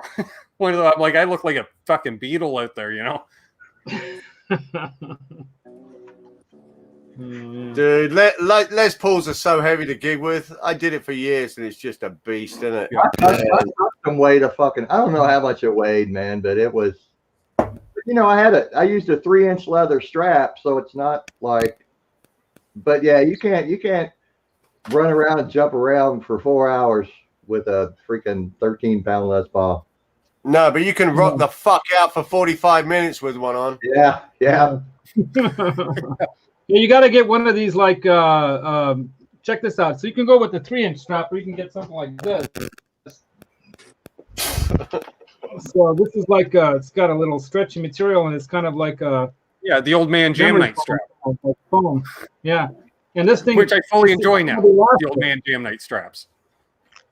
Yeah, this is kind of elastic. I've had this since the 90s when I had my studio, because I used to play for hours in there, and I don't like playing sitting down, honestly. I like standing up, because I can't move the guitar and play the way I want to play without it on me, you know? And so that strap, man, that saved me, because even with that light, old, that authentic Gibson Strat, Super Strat, the SR71, that's like a Charvel designed Strat that he made for the Gibson, or designed for Gibson back in the 80s. So I got one of those. It's lucky. I found it at Showcase in Campbell. It's near San Jose. I got a bargain. And that thing's light too. But, you know, 4 or 5 hours of playing, you'll feel it, right? Right. Yeah, straps can be a mojo thing, though. You can get attached to straps. You know what I mean? And they have to be a certain height, and it has to be just in the right position. And, you know, almost that little dig that it cuts in has to be there. You know what I mean? Oh, yeah. I definitely had a favorite strap. Yeah. Yeah, move into different straps. Like a big padded one, I couldn't do a padded thing. I want to know it's freaking there, you know? Yeah, I can't use those. When I had this Ernie Ball nylon, you know, one of these classics. Yeah, right? that's me. I love that stuff. Yeah. And you know, this thing had no stretch or no give, and it was thin, and it would dig into my shoulder, and I'm like, God, and I found that other strap, and I can't use those when shirtless. You Lads, gotta wear a shirt if you use those. They're my favorite straps, that style, that nylon that digs in, gives you the burn. She ain't falling off if she's burning through your arm. Yeah, when you know you played for hours. I had strap locks on all my guitars, so I used one strap for all my guitars. Exactly. I had Grolsch caps. Grolsch caps I'm are badass. stupid. I have strap locks on all my straps, and I have a different strap on every guitar. Makes no sense. But. Lads, can Lads do a video where Roxy shows Emmett how to fly? Because bring Emmett here. what Emmett's doing, I think when he jumps out of his door, he just sticks his wings out and he thinks that's supposed to fly. And it's like, dude, you gotta flap the motherfucker, dude. You can't just have carpeting. You have carpeting there. Just take him from a high spot and push him out of the cage. That's how they learn when they're babies, right? Don't wait too long, because if he gets too old, he's never gonna learn to fly. You got to toss him out early, man. Oh, man. And I want to shout out here. Hello and welcome to Jenny Ludes. She wins it right there. She says, at least you don't have to have a bra strap under that strap. Yeah. Damn. Yeah. Okay. You win. Well, We also don't have any fun bags to play with when we're off stage. So, Jenny, just so you know, Jenny, we don't have a problem with girls playing up on stage, even with a shirt on, without a bra on. You know, we're okay with it. You can do that. Really, Les? It's all right. Really, Les? Yes. Really? I had to go there. Really? I'm an old man, but I'm not dead yet. That's the newest one. Look. I try to keep I love my that. female viewers, internet. I know, but I'm a guy. Guys are yeah. pigs, Well, as they say. You know, Well, men are dogs. To quote the great poet Beavis, boobs are good. As they say on the streets. Oh, that might have been Butthead. I think it was Butthead. He was the smarter one. My Yeah. kid's just fallen in love with Beavis and Butthead. He loves them. nice. Yeah, I love they're the best, man. I remember everybody talking about that show back in the day, and I would watch it for like 30 seconds and go, dude, I don't get high. This is the stupidest. It's not even funny. it. It's the best. And then I'd watch it again for another 30 seconds and go, this is the stupidest. I just don't get it. And after about 4 or 5 times, it's like, this is the greatest fucking show ever. Yep. I took my wife to see the movie one. Well, I didn't take her. I mean, we rented it or whatever. I made her watch the movie one, and she's like, That's "What cool. the hell is this?" Beavis I'm like, and Butthead to America. "Yeah, That's yeah." so I crazy. just want you to show you a piece of what America really is outside of California. The Hessians. The Hessians are Crazy coming. story, lads, because I took your wife to see him too. It was Oh, my God. Dirty. Anyway. But yeah, you know, all the girls out there know, especially if you're around rock and roll and around music and stuff like that. You know, we're no less masochistic. I've or given up on chauvinistic Aaron. than- I've given up on Aaron. I'm trying to save you, Laz. You put out content, but I've given up on Aaron. Hey, Dude, yeah. Aaron's putting out content. content even put something up just before the show. Oh yeah, that's right. You got a Aaron podcast just now. put up Okay, so something now that recently. Aaron had, I'm saying there. Aaron's doing like a weekly, bi-weekly freaking content. Yeah. You're pushing out all your rehearsals, Yeah. Rehearsal group chats, and a podcast every week. So 2 things a week. That's shower true. scenes. But you got to do more than just your own music and show thing, because even though that is something you want to push, I think what Ben's learned and he's done well with is that you change it up. And I'm learning that from Johnny Bean too. You bring in other people, you change it up, you do interviews, you do demos, you do this, you do that, you do some repairs, you do what, you know, who knows what's going to hit. Look at Quentin. He's famous now. Yeah, but Aaron's videos are like my sex life. They're like 1:44. Aaron's like me. Aaron's focus is freaking his band and original music, right? Right, Yeah. Aaron? That's it. Yeah. You can't stop You thinking. know, You can't stop thinking about it, can you, Aaron? Dude, I write 24/7. Fucking same as me. Yeah. I mean, that's the focus is getting that shit out there and focusing on that music. And that's Yeah, but y'all got to remember that, you know, this shit opens back this up. thing's plugged in. I'll be my viral video was of me watching someone else play guitar. this So, is true. yeah. But I do have to say this, okay? It's fucking JJ's out the jam. You're the best, Quentin. JJ, what's up, JJ? Quentin. Quentin! Still got to order a t-shirt, Quentin. And by the way, Quentin does have merch for sale. I'm still going to order one. I'm just being lazy. Yeah, I'm trying to be one of the cool kids now. I'm surprised Godzilla hasn't fucking sent you a cease and desist yet. No shit, yeah. Who's gonna fuck with Quentin fucking James? Seriously, Godzilla ain't gonna fuck with Quentin fucking James, obviously. Well, he's busy fighting King Kong, so you might be in the clear. Yeah. There we go. Yeah. There we go. I think that I'm going for the Godzilla shirt, I think. Lad's got a ketchup shirt. I like the Godzilla shirt, but I was like planning the to do Godzilla a one. cooking show thing with Quentin, and he chickened out.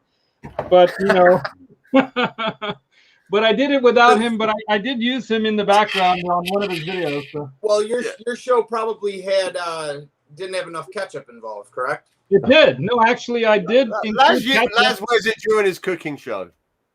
I do it once a month, and I just post the video, and I have the recipe up and everything, and it's actually called a Quentin James inspired Hungarian stuffed peppers dish.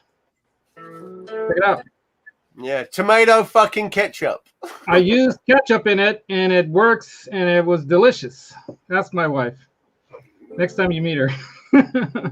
You got to come visit us, JJ. When this stuff blows over, I'm getting my second absolutely, shot. April, absolutely. It's on for sure. Yeah. Can't wait. Yeah, it's So on. we are not. And Laz, come back down if you've got a trip coming sure. back down. Dude, as soon as I get that, I'm getting that the Franken van all fixed up. I got to get a new rear door, and then I got a paint job on, and then I'm gonna stripe it up just like Cobra Kai Platoon and Johnny Bean's crowd. You did a mock-up of my dad. Yeah. You are, aren't you? Oh, I am. shit. I have the pinstriping right here. I have the pinstriping here, and I'm gonna stripe that puppy up, and then I'm gonna drive it down there. We're gonna go to all the spots. You can come with. We'll go. We'll hit all the spots. We'll get John Mancuda in the band too. We'll throw him in the back.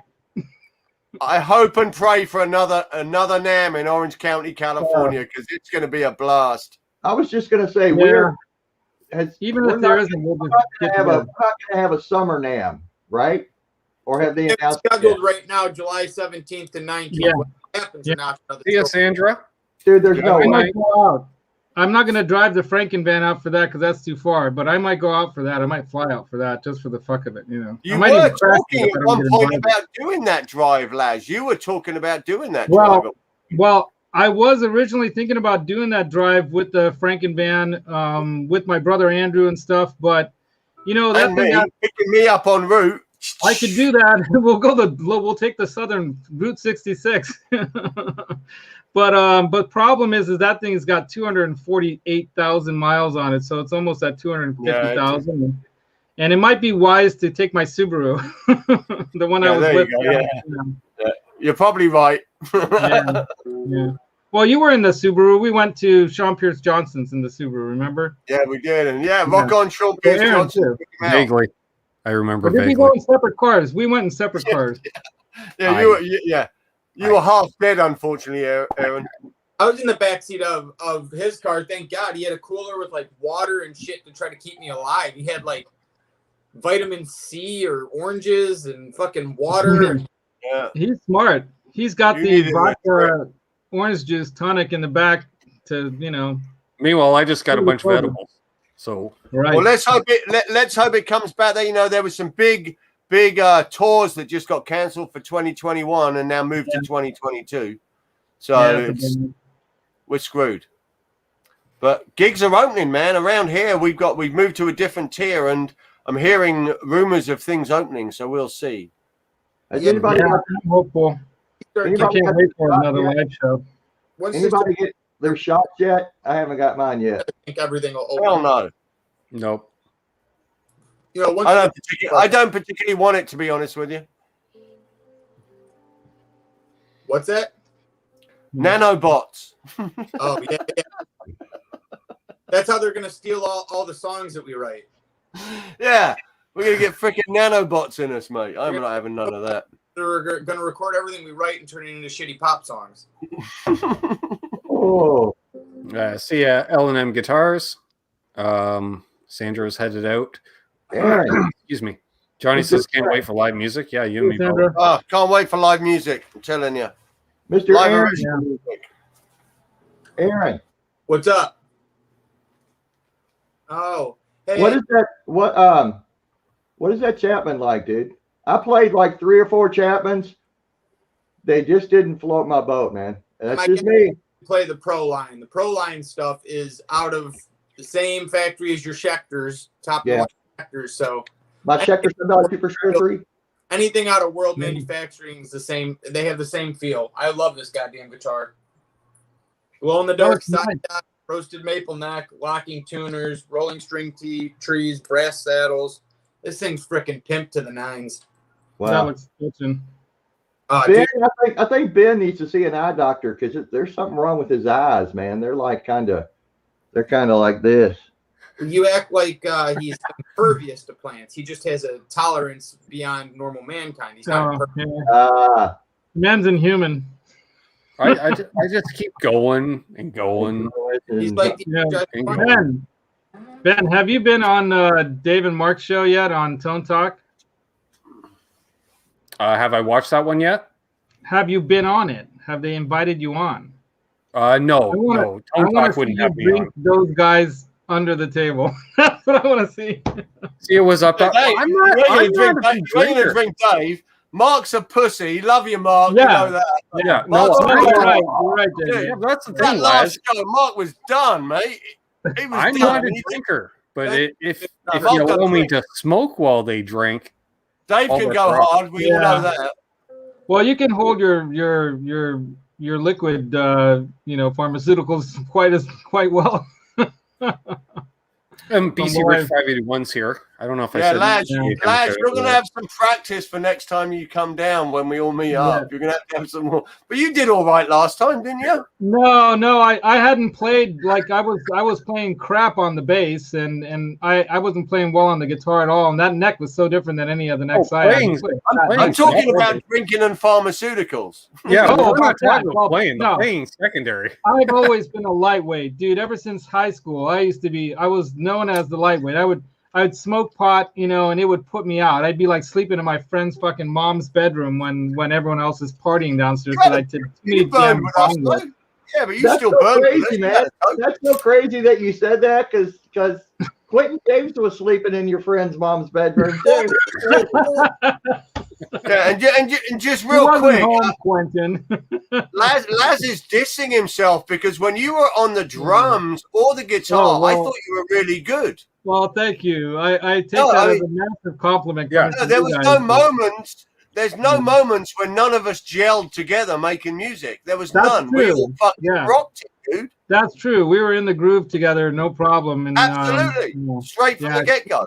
Yeah, Well, I you were, think and that's you because we're rocked it used on to the drums. jamming. We're used to jamming out with anybody. I mean, I'll go to my cousin's house and there'll be like random like star people show up to the place and we'll play. Some of these guys that played like with Megadeth and all kinds of bands locally and stuff, and they'll hop in and I'll play bass drum or whatever, and I'll I have a good enough ear where I can just play along, and I may not be the best, but I can fake it through. Dude, No you were problem. badass. You rocked it on the drums and you rocked it on the guitar. Yeah, man, that was good. Love the That was drums. good I time, miss. guys. Yeah. I miss the drums so much. That's the one thing I can't have in here. I'm missing the. I want to buy a freaking electric set.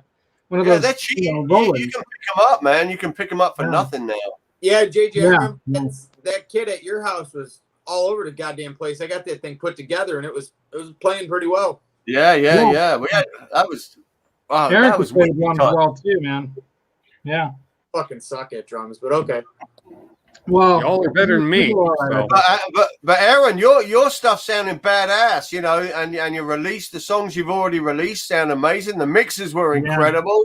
Yeah, well, we've got the full 5 done for the next EP, and then I have a 6 song that we just started working on. But Right. So when you post something, when you post that snippet, and sometimes you've done short snippets, some of there's some badass riffing going on, and are they going to be the future songs? yeah, like I know what you're talking about. The one song that's like, Dude, I normally make a post and make a note to you, but there was one particular one which I was like, dude, that's freaking badass right there. You guys gel, man. yeah, For I a mean, 3-piece, it's fucking huge. Oh, it's crazy. Yeah, what they're doing. I mean, live, dude. One day we're doing gigs, Aaron, and I'm telling you, that's the plan. dude, you got a huge No. sound for a 3-piece. Huge sound for a 3-piece. Well, I guess it's a 4-piece really That's because you're on true. guitar. It sounds So like a 3-piece. Yeah. you're guitar Well, and you know what vocal. we really got to do, you guys. What we really got to do is whether or not Summer NAMM, however it's going to be, If we ever go to somewhere like that, you know, I'll bring JJ with me. I can go down and pick him up. If we do something like that, you know, what we really ought to do is try to rent some place where we could just fucking rock the fuck out for a couple nights. So after NAMM's done, there's not going to be parties at Summer NAMM, right? They don't have parties. Like but Winter NAMM, we've got my house to rock the fuck out. So it doesn't, you know what I mean? After the parties down there, we go to JJ. What I'm saying is we should rent the place and just have like a jam, and everyone, whoever's there, man, we'll invite everyone, and we'll just have a freaking jam party till the morning and not sleep. My question is, why do we have to rent anywhere where we can do it here? Well, summer. Yeah. I'm talking Summer NAMM, so we can get whoever, whoever can come. Summer NAMM. It's more chill from what people say. I've never been to Summer NAMM, you know, and it's more chill. You know, you got like Rhett Shaw and all kinds of people from Nashville over there too. Who knows who we can invite to come and jam out with us, and then that would be awesome. That would be like just Dude, Summer NAMM. I've been to about 20 Summer NAMMs. Wow. Winter NAMM, I've been out to Anaheim twice. There's no comparison. Winter Anaheim is fucking huge. Yeah. Right. Summer's cool though because it's super laid back, so you actually get to spend time at the booths. Yeah, that's the idea, and we can like do that this summer and kind of kickstart NAMM. Like we were doing an amp fest here as well in LA, where they'd rent a hotel and rent like 4 rooms, and like Friedman and Bogner and Soldat, everyone's in there.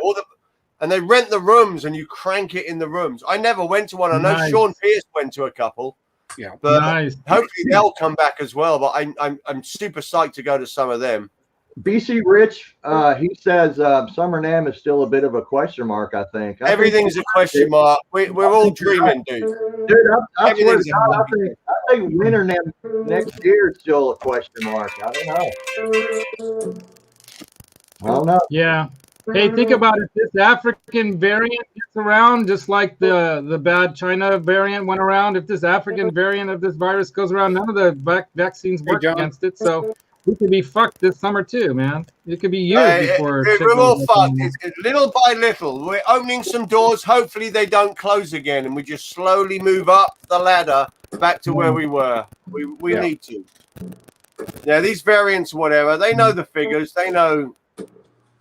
Dude, we got to open the world again, man. It's crazy. Dude, it's a virus like the flu. It mutates every fucking 6 months or whatever. Right. It is what it is. We've learned the curve. It's not taking all the youngsters out, you know. That's all that matters. That's just all parts. I would rather balance the youngsters' future against everything else. The youngsters need a future. Exactly. Yeah. You're right. You know what? That's a really poignant thing to say, because that's a poignant thing to say, really, because I think that is true. I think the young people are really getting the short end of the shaft. They say. Yeah, they really are. Yeah, I think the old, especially the very old, would certainly sacrifice what they're having to go through for the youngsters to get normality. They'd say, "Fuck it, I'll take the risk. I don't give a shit." I think if you ask them, I bet they agree. That's what I think about the young people. You kiss my ass. I want to live. Brendan, you are a youngster. Fuck you. Quentin wants to take the hearts out of the young and live forever. I just checked my bank account. I haven't got my $1,400 the Joe check yet. So where's my money? Don't hold your breath. Quentin, what I want to know is about when you were on stage with that fucking rig with 2 Marshall stacks behind you. I mean, Mazer cabs, 2 4x12s, and you always talk about pumping out. I mean, that was the tone, wasn't it? Dude, that was it. That was it. When that shit is fucking, when it's hitting you in the back of the head and it's fucking loud and scaring you. Oh, there's nothing like it, man. Yeah, Quentin had some freaking serious gear, man. I've never played behind anything like that. I've been in a room close up, in studios and stuff where people had, full full stacks going, you know, back in the early 90s, early to mid to late 90s. I was in some studios where people were rehearsing out here in San Mateo and Oakland area and whatnot. And some people had, you know, these like rehearsal rooms that they would practice in, and they'd have things cranked. I mean, if you didn't wear earplugs, you were screwed.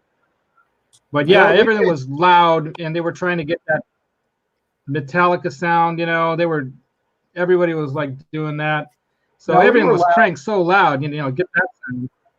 We were loud on stage, but like in rehearsals, I used a little 110 PV combo. The drummer would turn off his snares because we're in a basement for 2 hours. You can't play at stage volume in a little basement. It's some of these were right before an event or right before a show, and they wanted to see how everything was going to perform, and they had shit like loud, you know. They were trying to find the sound too. That was the pre-grunge era, and they were trying to find a new sound, just like Metallica came out with their new sound, you know. They were all trying to find that sound or come up with a new, like, kick you in the balls kind of sound. And it was. I mean, you could feel the amplifier push you, you know, the air pushing at you, you know, when you're playing in front of it close up, man. Yeah, I mean, you fucking kids today with your hearing aids on stage and all that shit. Nah, I don't think so. Yeah, I'm the only one that doesn't wear earplugs. Like we play at stage volume with a 700 watt PA and everything mic'd up. Bass and drums wear earplugs. I don't wear them because when I went to the doctor, my ear canals are so fucking small that I have like built-in earplugs, so I don't need them. Oh, dude, I don't hear much about 12K anymore. Aaron, you need them, dude. You do need them because you're still young. You don't understand. You are, and your ears going to get fucked. My high end treble when it starts to crackle when it's cranked, and you get that it just, dude, you will fuck your ears. Watch yourself. I went to the doctor test done because you figure I've been doing this for 25 years. Dude, you're still young. You're in your freaking 30s, dude. You're young. I'm 38. Yeah, but dude, 38. I got fucking You're still young, mate. Shut the fuck up. When it gets to late 40s and shit like that, and your treble as you're cranking your Mesa Boogie, and everything sounds killer, but at the high end there's this gig. Just you tell them, JJ. You like a blowing speaker in your ear. You've got to watch. You tell these young kids, JJ. You tell them. JJ, when they did a mold. When they did a mold of my ear canal is so small, I already have like built-in ear protection. Dude, I ain't buying it, dude. Sorry. I went to do like the audio mold, the mold for my ears, and my ears came back like so small that they're like, "Do you have problems with like earwax?" And I'm like, "Yes, I do." And they're like, "That's because." So you have naturally built-in a fucking exactly. earplug. Like a normal person's is supposed to be, let's say, a quarter of an inch. Mine's like a 16th. Wow. It's the high end. The high end. Once your high end's gone, you're fucked. Because you know what's crazy? My ears don't ring either. Yeah, but you're fucking 38. You think you're getting old, but you ain't, Aaron. I'm not. Aaron. Once that tinnitus starts, ask Johnny Bean. And it'll come on. It comes on like a rush. You're sitting there, and it'll go. And there it is, dude. It's fucking you can't fix that either. It doesn't get better. Gotta go backwards. I've had it since I was 17. I can't get rid of it. I put them in before, but the problem is when they're in, because my ear canals are so small, it's like dead silent. Like I don't. Yeah, it's the same with me. I fucking hated it. I don't even hear a cymbal when I have earplugs in. Wow. When we rehearse, Joe. Wait. Hold on. There's got to be something to it. Hold on. When I was playing live, I used those little cheapy foam. That's things. what I've got. Yeah. Okay, listen. It's not about like clarity. Everything would be so muffled and shit. You couldn't really hear some. It's horrible. This is playing live. You don't need to fucking hear the cymbals. Fuck those cymbals. Bear with me. This is about the concussion coming into your ears. you're depending on how well you know the songs, how well rehearsed you guys are. This is about the concussion. It's like a bulletproof vest. It's, you know, those custom-made earplugs. You can get some clarity coming in and stuff like that. I'm trying But to find something. after, I would only wear one earplug in my right ear because I was stage left. So the cymbals and shit, you know, it would help there. But by the third set, I couldn't hear anything out of my left ear, so I'd pull out the right earplug. And then by the end of the night, my ears were blown anyway, so it didn't really matter. But it's about the concussion. It's not about.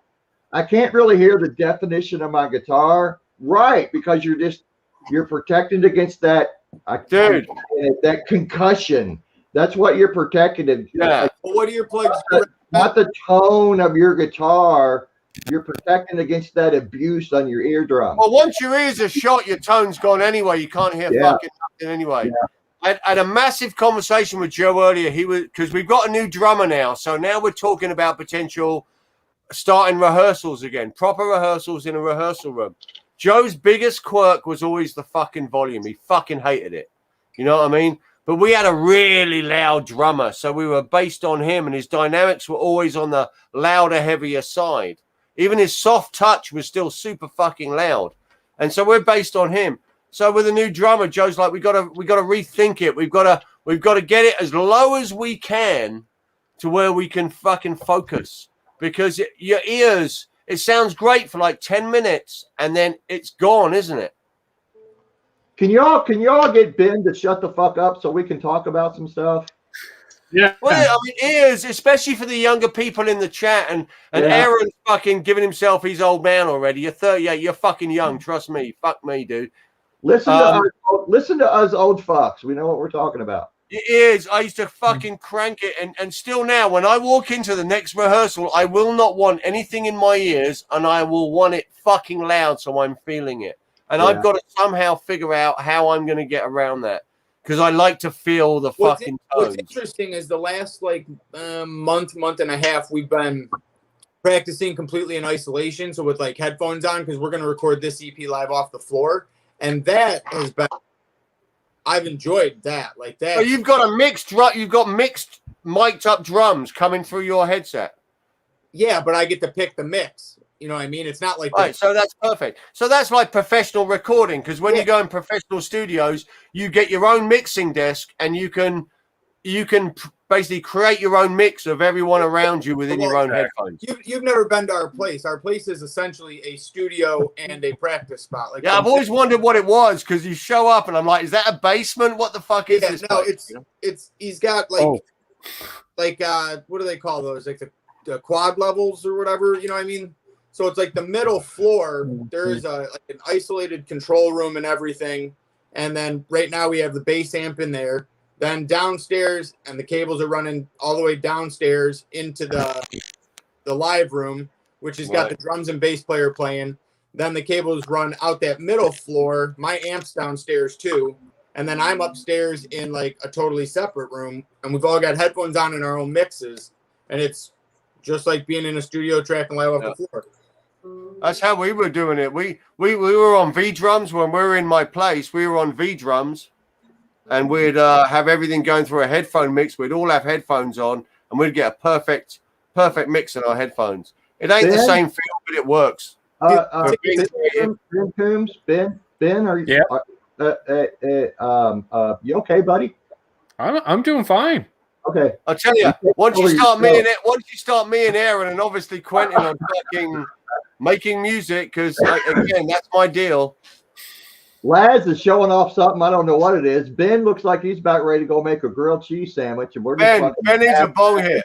Suck one down, Ben. One for the boys. Yeah, although I will say, Quentin did call it. There will be grilled cheese sandwiches after tonight's show. Dude, you guys ever been on stage? With ketchup. Okay. I could go on forever. Which ones are those? So these are the etymotic. Oh my God, that's awesome. Emmett used to. These are the etymotics, and you can get different sized canal like parts, like these parts here. So I have little ears too, and I have thin ear canals too, and I think that's why I still have good hearing after all the loud shit I've been through. too. And Like, my daughter also has the same issue, and we both had, my cousin Joe as well, and we've all had issues with colic as children because of our small ear canals. So that's when, you know, your baby cries all the time. That has to do with, I think, as you're developing, you know, some of these muscles and tissues and all that kind of stuff. And I don't know, there was something about the ear canals. My cousin Joe had to have some operation done because his ear canals were so narrow. They were too narrow. And I had issues with earwax too. So I remember having it flushed out one time. And all this wax, I don't know how much wax they got out of my ears, man. Every couple of years, I have to flush mine. I'm like JJ. Yeah, so that's because our ear canals are small. So, but that doesn't protect you 100% though, and you might lose some hearing in the future if you're not careful, So especially in the low bass stuff. They The have bass stuff will get you, man.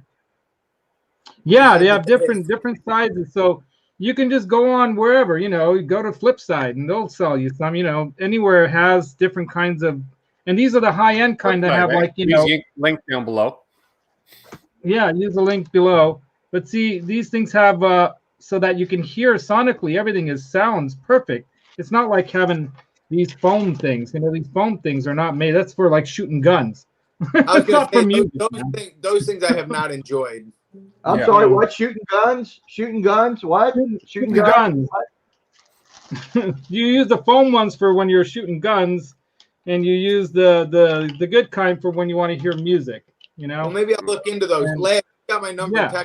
Text me though. I think I have your number. If I don't have your phone number, I have you on wherever, Instagram or whatnot. My problem is, even with something like that, I'd have them cranked to full volume to get some kind of feel out of it. Everything has to be massively loud for me. This little bass right here, mic stand. It's a feel thing. I shit you It's not. just all about feel. This thing must weigh about feel. 15 fucking pounds, man. I thought What is those that? were like 2.5 pounds. Block Quality. of hash. Since you're on my channel, Quentin, how many kilograms is that? Oh yeah, it's like I've got one of those. 2.2 pounds per kilogram. So if it's 2.5 pounds, you can do the math. Don't make me do that. But Aaron, you know, if you're interested in some really quality in-ears, go check out just, you know, Google Petethorne's. He did a video on some really good quality in-ears that are not super expensive. And I think Henning also, there was a company that was out at NAMM that was going around showing like they had this newfangled way of measuring the inside of your ear by putting this thing up that probably used, you know, sound waves to measure the inside of your ear. And then they send you within weeks, a couple weeks, a custom, you know, in-ear. The fit is all about it working correctly. If you got that perfect fit, then, you know, you get air into your ears and you also get, you know, the sound going in properly. And it's not like a crappy set of in-ears. You can buy, you know, several $100 set of in-ears and they'll suck because they won't fit right and they won't sound or feel right. But if you get the right fit, then you're golden. And well, you want them custom made for your ear canal. Yeah. There's no point in messing with your ears unless they're custom made. And and this company makes these custom ones by just measuring the inside of your ear. What's that? Okay, stands. Yeah, you know, you can put a stand up to your ear, and then you won't hear anything either. You know who makes a quality stand? On stage stands. They make a quality on stage. It's owned by Guitar Center. They do make a quality stand. The company on stage stand. Well, we'll see in 2 weeks. Let's hope so. Sponsored now, And, Quentin? I'm trying to throwing it out there. I'm in full agreement with BC Rich 581 as usual. Is there a bad grilled cheese? I don't think so. I use now you're making me hungry. Velveeta for grilled cheese. Hey, Quentin. English cheese. There you I'll go. help out your sponsor. Oh, is that a round base? Oh, you got the same thing. Oh, crap. Has he got the same one? Kinda. Got the same thing. Nice. Amp mic stand, you know. Yeah. I would mayhem, but I'm out of bacon.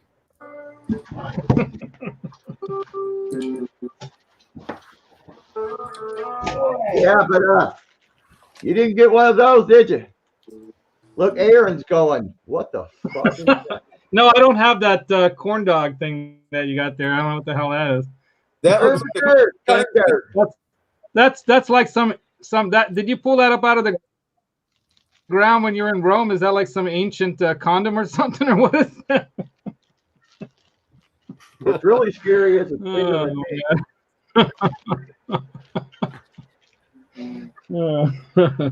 looks a little stubby. oh boy. Oh, They're just girthy enough. Hey, Laz, Yeah. do you ever forget about the bird and wonder where he is? Do you ever like put him somewhere and then No. go, shit, I forgot about him? Do you ever do that? No, but she did escape. She did escape one time, and I did take pictures of her and stuff, and I wrote a song about it. And I will produce that song in the style of a ballad, like a Whitesnake kind of love song. And I sang a little bit of it in my live stream this morning because, like the lyrics are going to go, Roxy, Roxy, where did you go? You flew right out that open door, Roxy. Roxy, Did you ever where did you go? No, you need to do one. Who let the bird out? Ooh, ooh. Who Did you let- ever figure out how she got out the cage when you said it was locked and then your wife's all, why is he over there? And he got out the cage by himself. Do you ever figure that one out? That never figured it out, and I still think she's magic because somehow I'm like, honey, I did not open the door, and she's. I think she just. That's forgot. what you said. I just wondered if you figured that out. Because obviously, Yeah, no. To quote Spinal Tap, the authorities said it was best left. No, she swears that she didn't take her out in the outside of the cage, and I'm like, unless Roxy came out of the cage, closed the door, and locked it down. I don't exactly. think she's that smart. Aaron, Because I have a chameleon, and sometimes you set the chameleon somewhere, and you try and find the chameleon, dude. It's tough. Oh, I bet. Yeah. Yeah. So I wondered if that was the same with Roxy.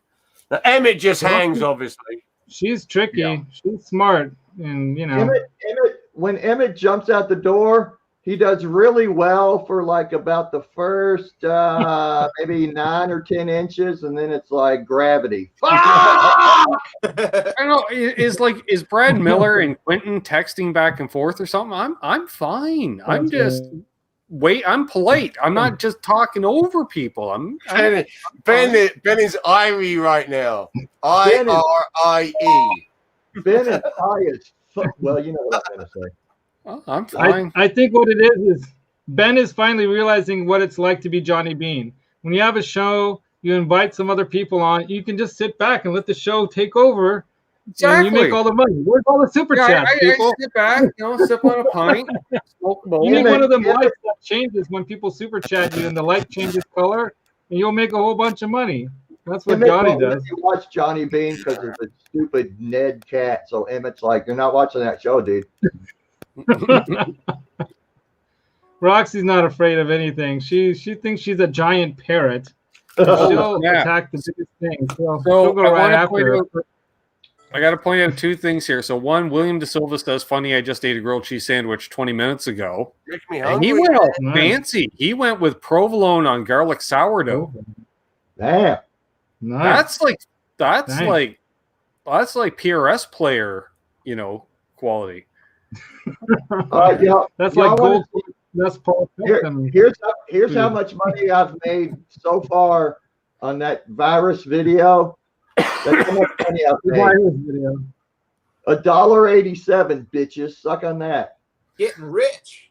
Yeah. Hey, I'm rich. what you should be doing is you got to be promoting your merch, because just like a musician, you're not going to make any money off your albums.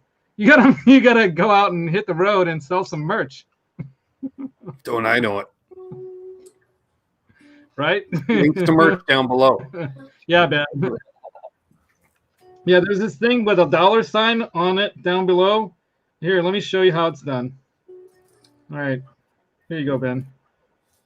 All right, people. This is how you do it.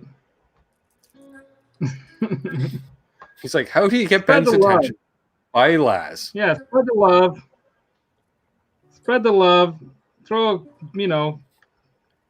What the hell? What I think I just sent Ben $10 by accident. I think I clicked on it twice. What the? Did it go? What happened? Where's my super chat? What? God damn it.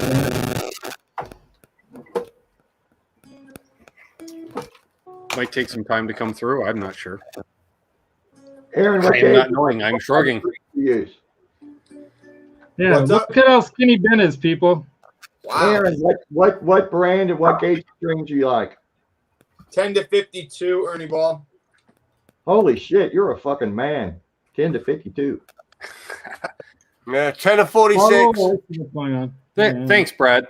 Appreciate it. I got 9 to 42 super slinky for my little girly fingers. Yeah, but Yeah, you're standard tuning, aren't you, as well? your legato is a hell of a lot smoother than mine is. Yeah, you've got a. Richie, Did you hear what I told you? Hey, Quentin, did you hear what I called you in the show, the cooking show?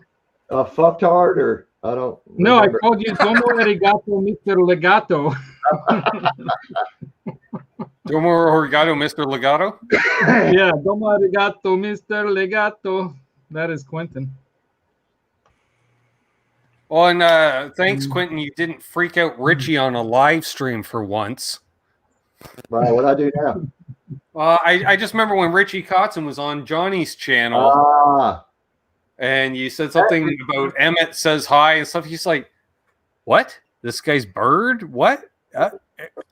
And you broke Richie Kotzen for about a minute and a half. Dude, I cannot believe all the people. I'll put in that chat, you know, hey, can you say hey to my little bird Emmett? And the vast majority of people will do it. Like really famous people too. It's like, and yet you broke Richie Kotzen when you tried it. You know, I'm trying to send you a super chat, but the spiral of death just keeps spinning on me here, and it won't let me send you money. I don't know why. So I'm how trying did to send you $5. It says, do it for how skinny Ben is. He needs food. Yeah, what happened with those pictures? Brad Miller sent in $5. Ben, Well like, to buy some Brad, cool you the man. Do I get any of that $5 just for being here, like a participation trophy or something? No. Ben just did more than you did on your freaking super video. My Like 4 times. super video. Although I will say, it used to be Google used to take, Google used to take 30%, Quentin. Welcome to 2021. They take half now, pretty much. Yeah, it's all changed. JJ, my super video. Just send the PayPal. Send PayPal money to Ben. That's better. He gets 100% of that. PayPal doesn't take half. Whatever floats your boat. I appreciate all of it. Yeah, Google's they need to keep this boat afloat too, right? God, hey, Laz, how's your new guitar coming along? The build. You know, I love this thing. Oh, you mean the rebuild? I haven't done that yet. So, well, you've got all the parts.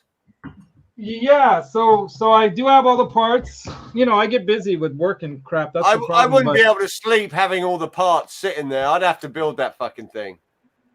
You know, it's upstairs in my little. I'm rearranging the upstairs storage room into a little workshop. So I'm trying to get everything all set up in there. I can be a little manic in that way. I have to have everything to be just right, kind of stupidity thing, perfectionism crap. And I just want everything all set up around me so I can just do everything easily and whatnot. And so what I'm going to do is I'm going to drop the Vega trim into this thing so I can do a sound comparison between the original, 6-point trim that's in this Made in Mexico guitar, right? Okay. Versus the Vega trim, tone and stain wise and blah, blah, blah. And I'm going to drop this, I'm playing our song, Quentin. I love the look of those pickups, Laz. They look like relict or something. They look old and they are naturally relict. I relic them.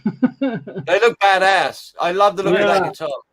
But they're coming out, man. These are going to come out. They're going to be replaced by it's kind of bumming me out. It's bumming me out. I know you got the vinyls to go in there, but they look so good in there, those ones.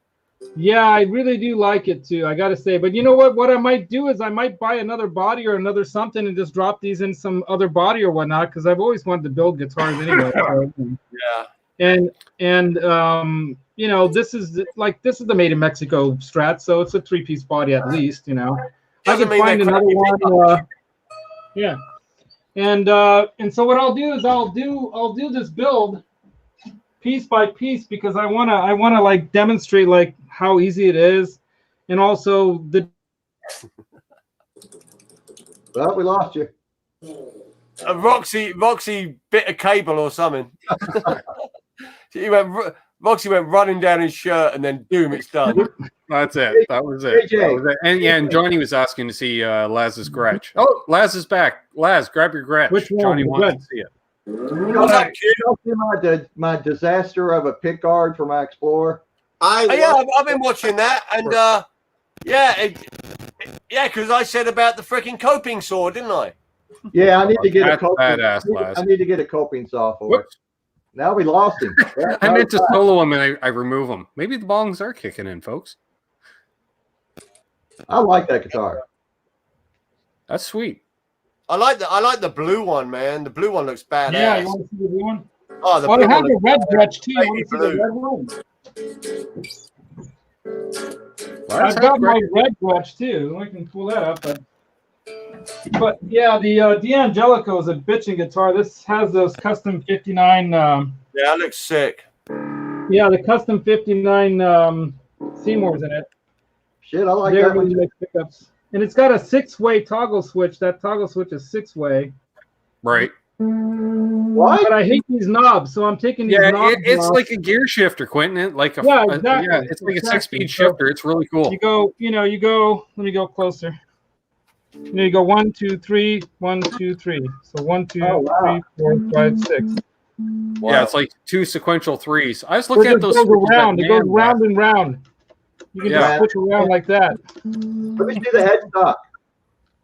Oh yeah. Okay, sorry. Yeah, it's the most important part. That's a cool And I headstock. love that tortoise pickguard, by the way. That looks sick. That looks too. badass, dude. I even love I love the knobs as well. It's funny how You one know, guy I'm loves not them. a fan of the knobs. They're slippery. They're too slippery, man. Oh, My okay. fingers slip Oh, right off. love it. Love it. Love the headstock. That looks badass.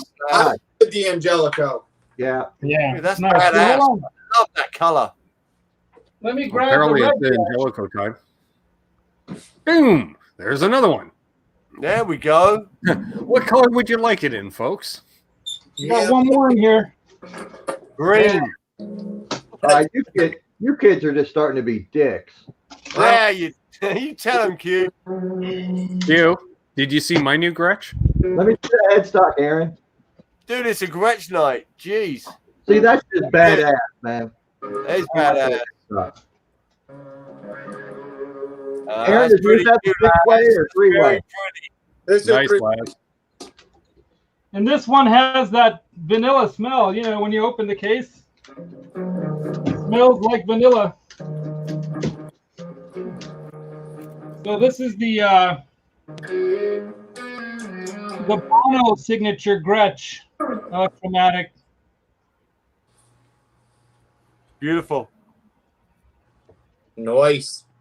And it's got the Filtertrons, but not the high-end ones. I'd probably like to buy a set of high-end ones, but I Get love the- the vintage colored, binding, Yeah, and they like- even did the binding on the F-hole, which is bitching. Well, Les, you got the same pickups as me, as I called them. They're not Filtertrons. They're cheaper trons. Yeah, they're Fakertrons, but they sound all right. Really? Well, this is No, nice I'm because sure it's they that sound badass. stuff, yeah. Chips and Trons. Yeah, get some TV Jones in that bitch and it'll Yeah, that's what I want to get. That's my plan for this exactly thing. what I That wanna thing's get. getting some TV Jones. Or Dude, I bet you if you A-bead them and you tweak the knobs on the amp, you'd probably get them real fucking close. You can get Or pretty I'll- close. Couldn't be You can far get off. pretty close. maybe I'll just have Travis wind me up something. They just have a little more clarity to it. That's Have- it. Yeah, Yeah, I mean, but you could probably behind dial them. that in with some presence, you know what I mean? Or an EQ. Really? Absolutely. Absolutely. Have Craig Bynum make you some. He's up there in Canadian land. Yeah. Oh, yeah, I might have Travis make get hooked up with Craig. Have him sponsor your show or something. You know. He's a cool guy, man. He'll help you out. Settle down there, Ingve. Roxy, what are you doing, Roxy? Anyway, I got this crappy drum throne over here for a seat because my wife stole my nice chair. She's doing so much homework. Didn't you tell her you're like a YouTube star now, Laz, and you need stuff like that? Yeah, under 400 subs. She's not stupid. Part of the set. Yeah, sub to Laz. There you go. She's Maybe like, you got one. She's like, show me the money. I got like 2,000 new subs that all call me Uncle. Like, what is up with the uncle thing? Well, they want you to, like, you know, support them through college and shit, Quentin. So you better make some money. Uncle Quentin. That $1.87 is not going to go very far. No. Yeah. Yeah, but you know, you've got some fun content too, so. Yeah, my biggest hit videos are at Ghetto Kroger. Yeah. You got to go with what works, man. Roll with it. Will do, Brad. I'll check into that later. This has been the first time I've ever jammed with like the Earthquakers Acapulco Gold, like lower. It's basically like a Sun Model T. And like I have it turned down because we're talking and stuff, so it's not all like I have it way turned down, and it's actually a pretty damn good like low gain overdrive. I'm like, So here we go. We got JJ's channel in the chat. We got Laz's channel in the chat. We got 40 people watching still. Check out either one of those channels. That's it. After this, of course. It's still spinning, Ben. I'm still trying to send you money, but it won't let me. I think you know. You might want to do a hard reset on that. I'm not sure. I tried 2 times already. I deleted the YouTube app off my phone because it went haywire and started just sucking up data one day and used up 7 gigs of data on me in 2 hours. Laz, I've run into this problem before. I know how to fix it. Just give me your bank account number and your PIN number, and I'll take care of it for you. I was going to say, don't I need to send you the money, Quentin, and then you can send it to Ben? Out there, it went through. I see it. I just fixed it, Ben. Thank you. It worked. I think I might have sent you like now 3 or 4 super chats, so get ready here. Well, we'll see. Look at it. Somehow Ben sent you $5. How'd you do that? I wish. Yeah. And then, Brad. Brad. To make my first $1.87 off YouTube, so I can like since Brad's posting all the links, picture of that and stick it on the wall, like people used to stick a dollar bill in their store, and they'd stick it on the wall behind the register. You know, check out Brad's channel too. Well, here's what I want everybody to realize and understand about my virus video. It's the video is of me watching someone else play guitar. It's not of me playing guitar. It's of me just watching somebody else play guitar. Exactly. No one wants to see you play guitar. Oh my God, it's JJ Townsend Jazz. What's going on, JJ? Yo! JJ. Hey, JJ. Is JJ back with the grilled cheese sandwich? Oh, Ben, you I gotta go get something to drink. That's what I need. I'll be right back. I'm gonna get something. I don't know how long this is gonna go, so I'm getting something. I'm running out of Coke for my Jack and Coke, so I've gone for a bottle of red wine. Nice. Pre-opened. My daughter made spaghetti and she chucked some wine in it, so I'm finishing the bottle. Hey, Ben, you got EL34s or 6L6s in that bong there, buddy? Yeah, baby! It's true bypass. Yep. And did you notice? We have the company logo right on her there, right? I did notice you need to change that bong water. I bet you that stuff's nasty. Hope to God it doesn't. It was okay at the beginning of the show. This is one of the weirdest fucking beers I've ever had in my life. My brother brought over like a 12-pack, and now I understand why he gave it to me. It's Voodoo Rangers Atomic Pumpkin. Oh, God. Winder. Like, it tastes like beer, and then all of a sudden it's like a spicy fucking pumpkin aftertaste. Dude, that stuff's going to give you the squirts, man. Yeah, I'm done after one. That was interesting. Oh, and by the way, Aaron, I'm drinking Labatt's Blue. I saw your text a few minutes ago. Yes. I I'll love be it. back. I need to Even go. though I'm drinking it in a Molson Export vintage mug, of course. Look at the set of these. Don't know where they came from. Happy accident. Don't care. I like drinking beer out of a nice mug, stein, if you will. I don't know. Makes it go down quicker. So that's always nice. No, it is not Islander Winder. It's a one-off. She's a prototype. That sounds better than a one-off. Prototype, if you will.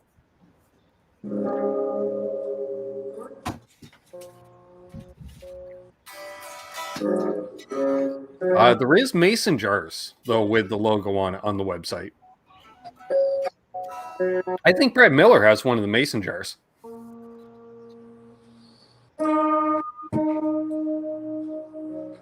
Carmichael. I love it.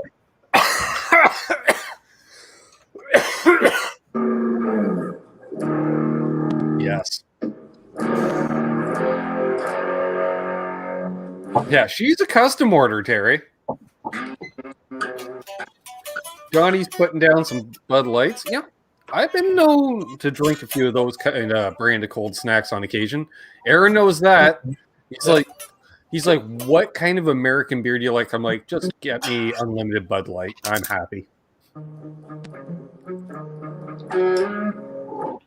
So you guys know Dave's guitar channel, right?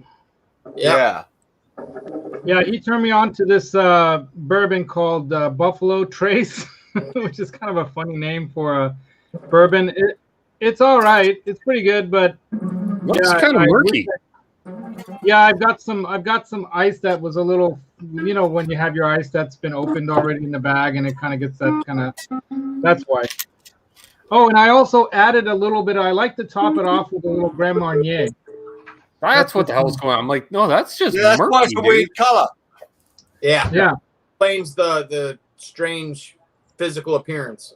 Yeah, the Grand Marnier gives it a little. I like the taste of Well, it. you're only Grand you Marnier. all upper class and upper crust and such. You. I don't know. I just Yeah. priced it. I had some Yeah. stuff in there for the I hope margaritas it and tastes all better that. than it looks, because it looked like chilled vomit. That too. It's really, really good, but it's a little strong. It looks like freaking Fireball. Oh, and nobody wants that. Oh my God, that reminds me of a really, really long Halloween party night. One time we went to a friend of ours, and they whipped out the fireballs and the schnapps and not the schnapps, the Smirnoff vodka. And it That's was on. Yeah, BC Rich, I have a D'Angelico out, correct. Got a Chapman on the bat of D'Angelico here. I've got a Gibson Les Paul over there. I've got a. No, it does not, Mayhem. Mayhem, you still haven't got back to me. Message me. What the hell is this P11 shit? I don't know what the hell I've been imbibing in all night. And I will say it works, although the bag is smaller than when we started. So, I don't know. maple syrup. What is it? Absolutely funny. Do you guys remember that fucking alcohol? We drank it a lot when we were in college, or in high school, actually. What the hell is this? It's got the gold flakes in it. Goldschlager. Dude, you literally get That was a party, man. That was a party right there, Goldschlager. It was on. You get gold flakes in your shit the next day. It's unbelievable. I used to carry that around in a hip flask, Aaron. I used to literally be like, dude, I am shitting gold. This is going to be a good day. That's the 90s right there. Goldschlager. Yeah, in all the clubs in England, you'd have the Goldschlager girls and the freaking Jägermeister girls coming through the bars with bottles of it, just giving out free shots to promote it. Dude, that Goldschlager was lethal, dude. You get wasted. Extreme, Brian. Dude, you said Talk about lethal. Hey, you guys are from the Midwest, some of you, right? Me, yeah. You know what Everclear is, right? Yeah. Oh, dude, that's illegal in most states, isn't it? That's what we used to party with when I was in high school. Oh, that's like moonshine. We'd pour a fifth of that into a stainless steel sink with some fucking Tang or Kool-Aid hit the water, and you know, lean her on down. when we ran out of beer, when the kegs went dry, that's what we would used to do these lunch boxes, which is you take a full beer. We're bad.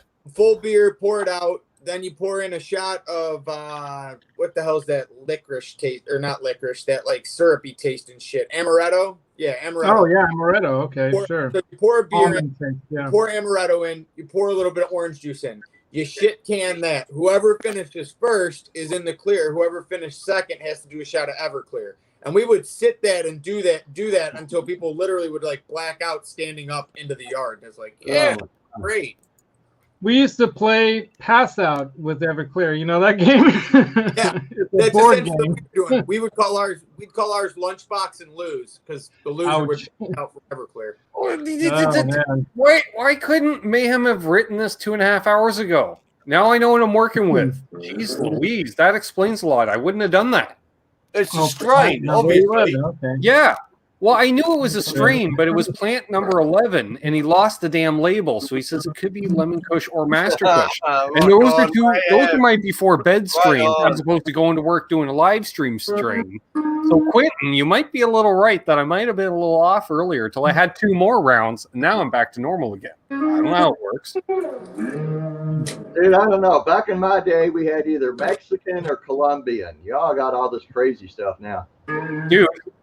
It's not Mexican or Colombian. It's 20 minutes that way. Yeah, it's locally sourced artisan. Yeah. You want to see something? I'll bring you guys. I got to keep bringing stuff because this is too fun. I'm doing show and tell. Let me go get something. John Mancuda, show and tell. Yeah. Oh, we have a friendly local gardener who's a member of the guitar community as well. We'll just put it at that. God bless you, John Mancuda. You're a good man. Always look forward to you on a Tuesday. Yeah, back in our day, we used to get stuff in like plastic baggies, right? Now you buy it at the store like this. Oh, God. Artisan grown. There you Artisan grown.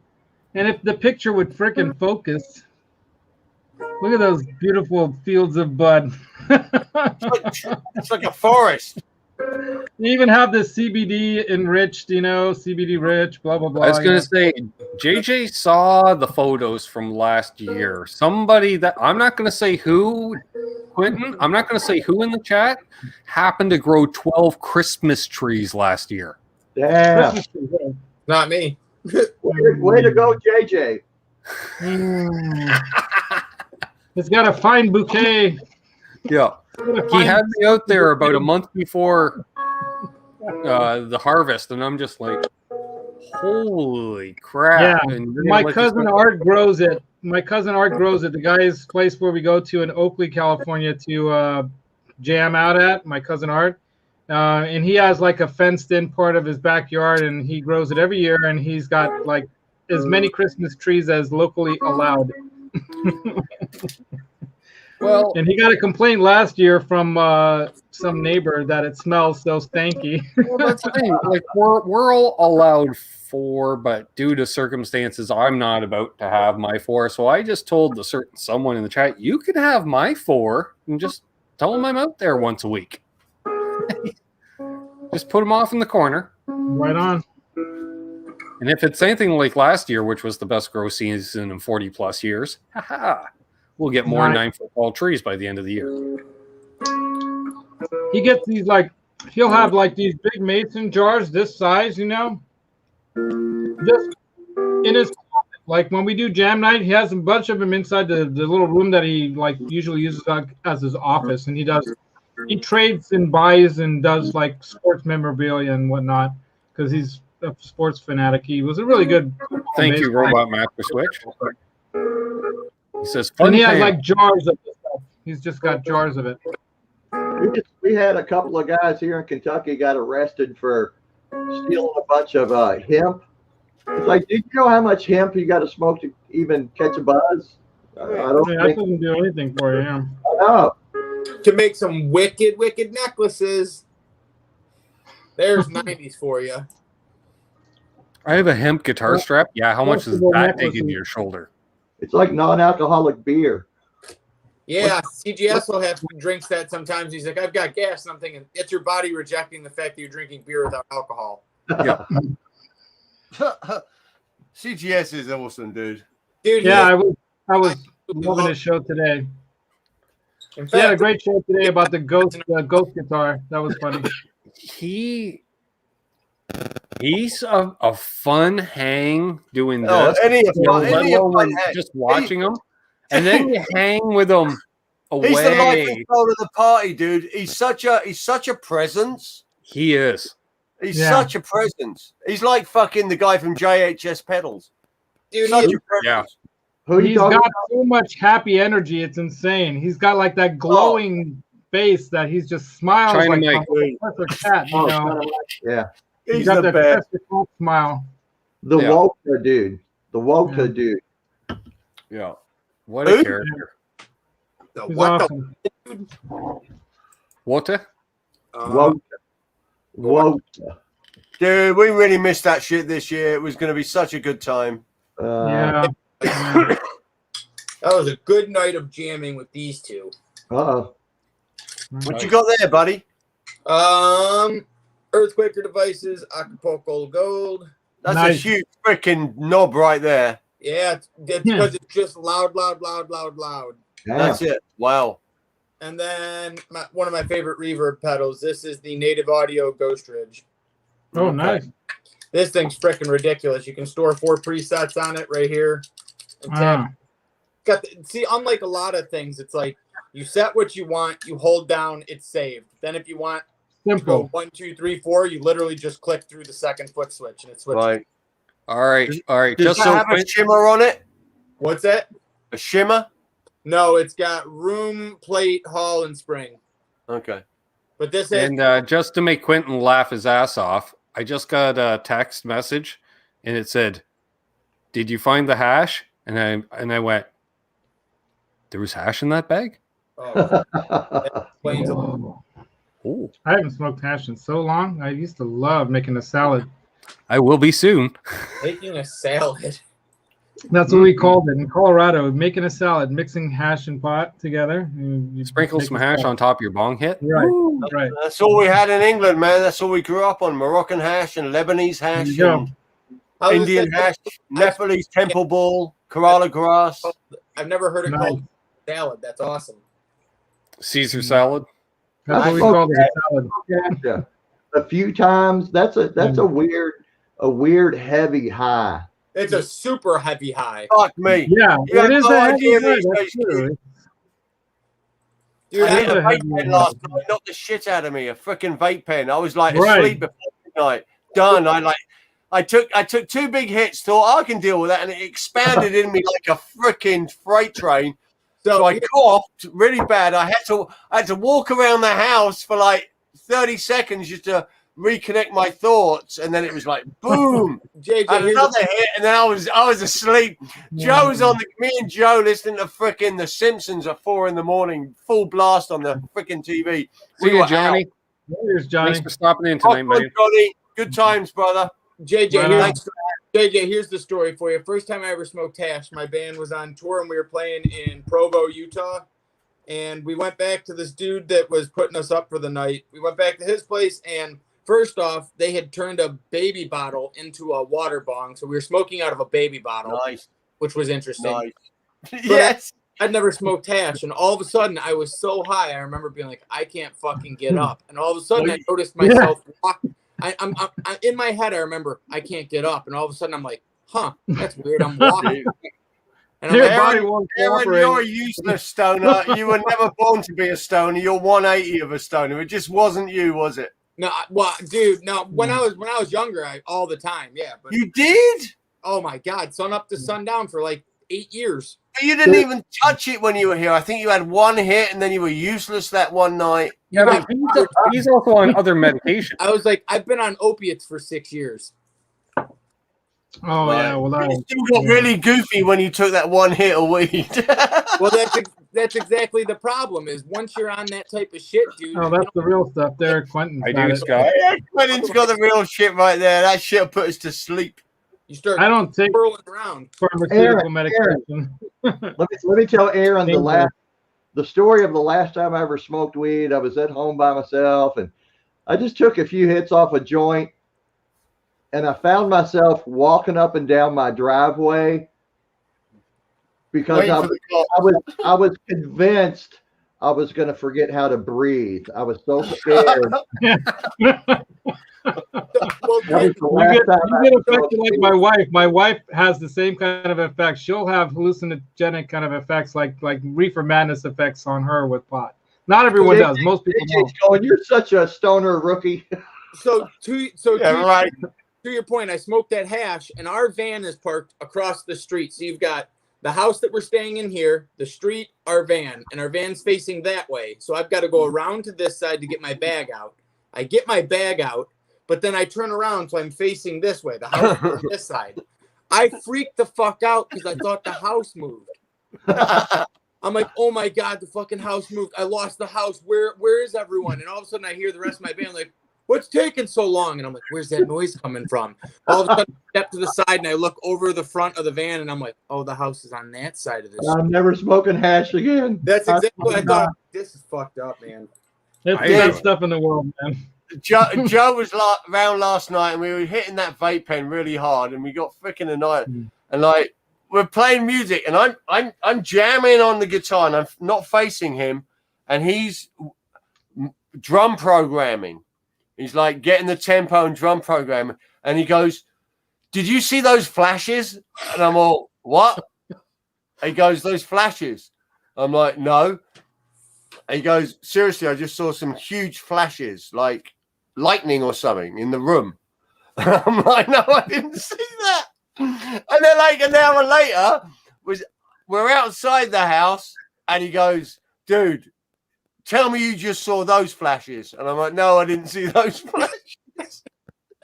And then he comes round today, and he said he thought he was having, while I was playing guitar and he saw the flashes, He thought he smelt burning, so he thought he was having a heart attack or something. And so as I'm playing guitar and he's programming the drums, he's Googling his symptoms.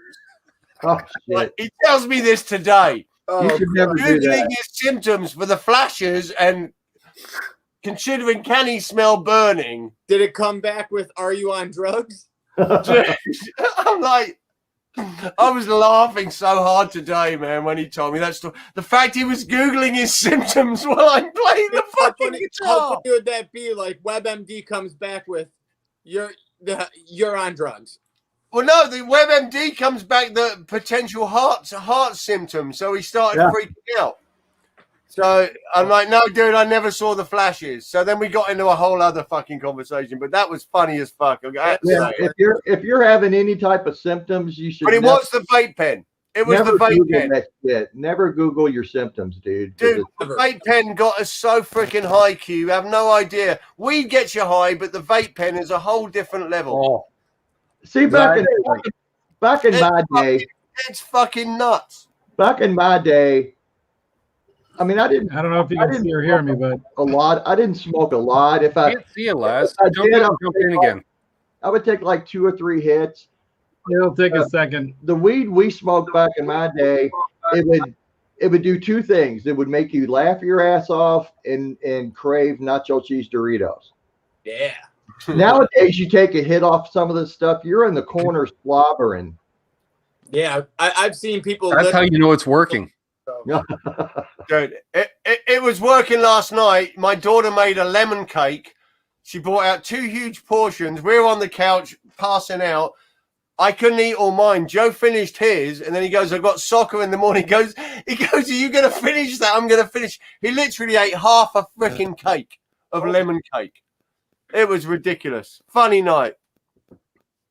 That's just a normal Saturday around the JJ house. But it kind of is. I ain't a big. I'm having a couple of Jack and Cokes tonight. I'm a fucking stoner, mate. I ain't a drinker. I'm having our fucking Ben Coombs Canucks with Guitars celebration tonight. So I'm having a couple of drinks. I don't drink, man. I don't drink. I'm a stoner. Yeah, see, I only drink on air.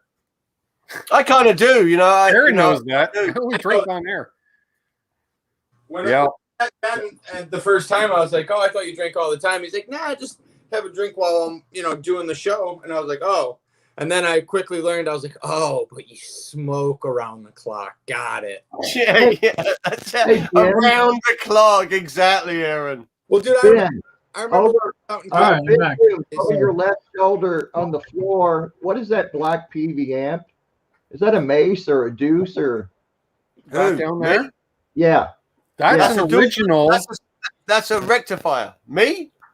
No, it's a PV. No, Ben. Oh, Ben, I don't know what he's got. That's an original 1976 PV Classic 50 watt. Nice. Very nice. Do you remember the Deuce and the Mace? I wanted a Deuce so bad, man. I heard that about you. Who's coming? I wanted a Deuce. Shit! I walked right into that. You did. Yeah. That was so obvious. Hey, what's up, Mike Jones? My We first probably combo. all have one of these. Is that an old Rage? Nope. Nope, that's bigger. Audition 20. The Audition 20. All right, barely That's just not up from Rage. damn. I tell you, you can get big sounds out of 1x12s. That's what I That's put. 1x10. Is that 1x10? That's a 1x10. Yeah, it's an Audition 20, 1x10. Okay. My brother Andrew's Andrew. He hates it when I say Andrew. My brother Andy's guitar amp when he was like starting out in the late 80s, early 90s. Yeah. He gave it to me along with this. Laz, my practice amp was an Audition 110. That's why I used it in the band at rehearsals. There you go. Dude, Used on my one of those backstage stages, right? Look at that crazy thing. that's mental. That's one of those you get it free with a cup of coffee at Sears. Even came with a Guitar-shaped case. object. Anyway, he gave it to me because he's like, "Here, have this." I'm like, "All right." Yeah, my first ever combo, I was about 13. It was my dad's and it was a PV, but it was Nice. made for pedal steel guitar. It was a pedal steel guitar Wow. and maybe keyboard PVM. But Yeah, it freaking oh, 2x12. Strowman? I can't remember. No, it wasn't a Strowman. I can't remember the name of it. It was all solid state and a lot of. Yeah, I know the amp. One rack of knobs and a massive Black Widows in it. I think a couple of Black Widows in it. Yeah, 212 Black Widows. Yeah, it was a Black keyboard Widows are and great. pedal steel guitar amp. Yeah. Those are great speakers, man. Black Widows are kick-ass. Oh, they're speakers. monsters. And it, Oh, and yeah. it took pedals incredibly well. And that was my Yeah. first 12. And I actually did a few gigs with that. Sure. With an Ibanez DM1000 freaking rack delay into the back of it. And it was freaking a monster. My I first can't remember combo, what my pedal You'll was. never guess my first amp. You will never guess it because, first off, I used it for keyboards. So that's a hint. The first amp I ever played through, and it weighs like 80 fucking pounds. So guess. It's a classic. a A Plexi. Roland Jazz? I don't know, some fucking Wurlitzer amp. No. It's not a keyboard amp. It's a guitar amp, but I used it for keyboards, and it's that Twin. clean. Oh, Another rock hint. on, Scott Brockway.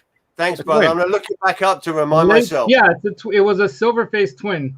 Bingo. Late I was 60s. gonna say a Bassman, but yeah, same difference there. Late 60s silver face twin that I found in my grandparents' garage along with a fucking early 70s Telecaster.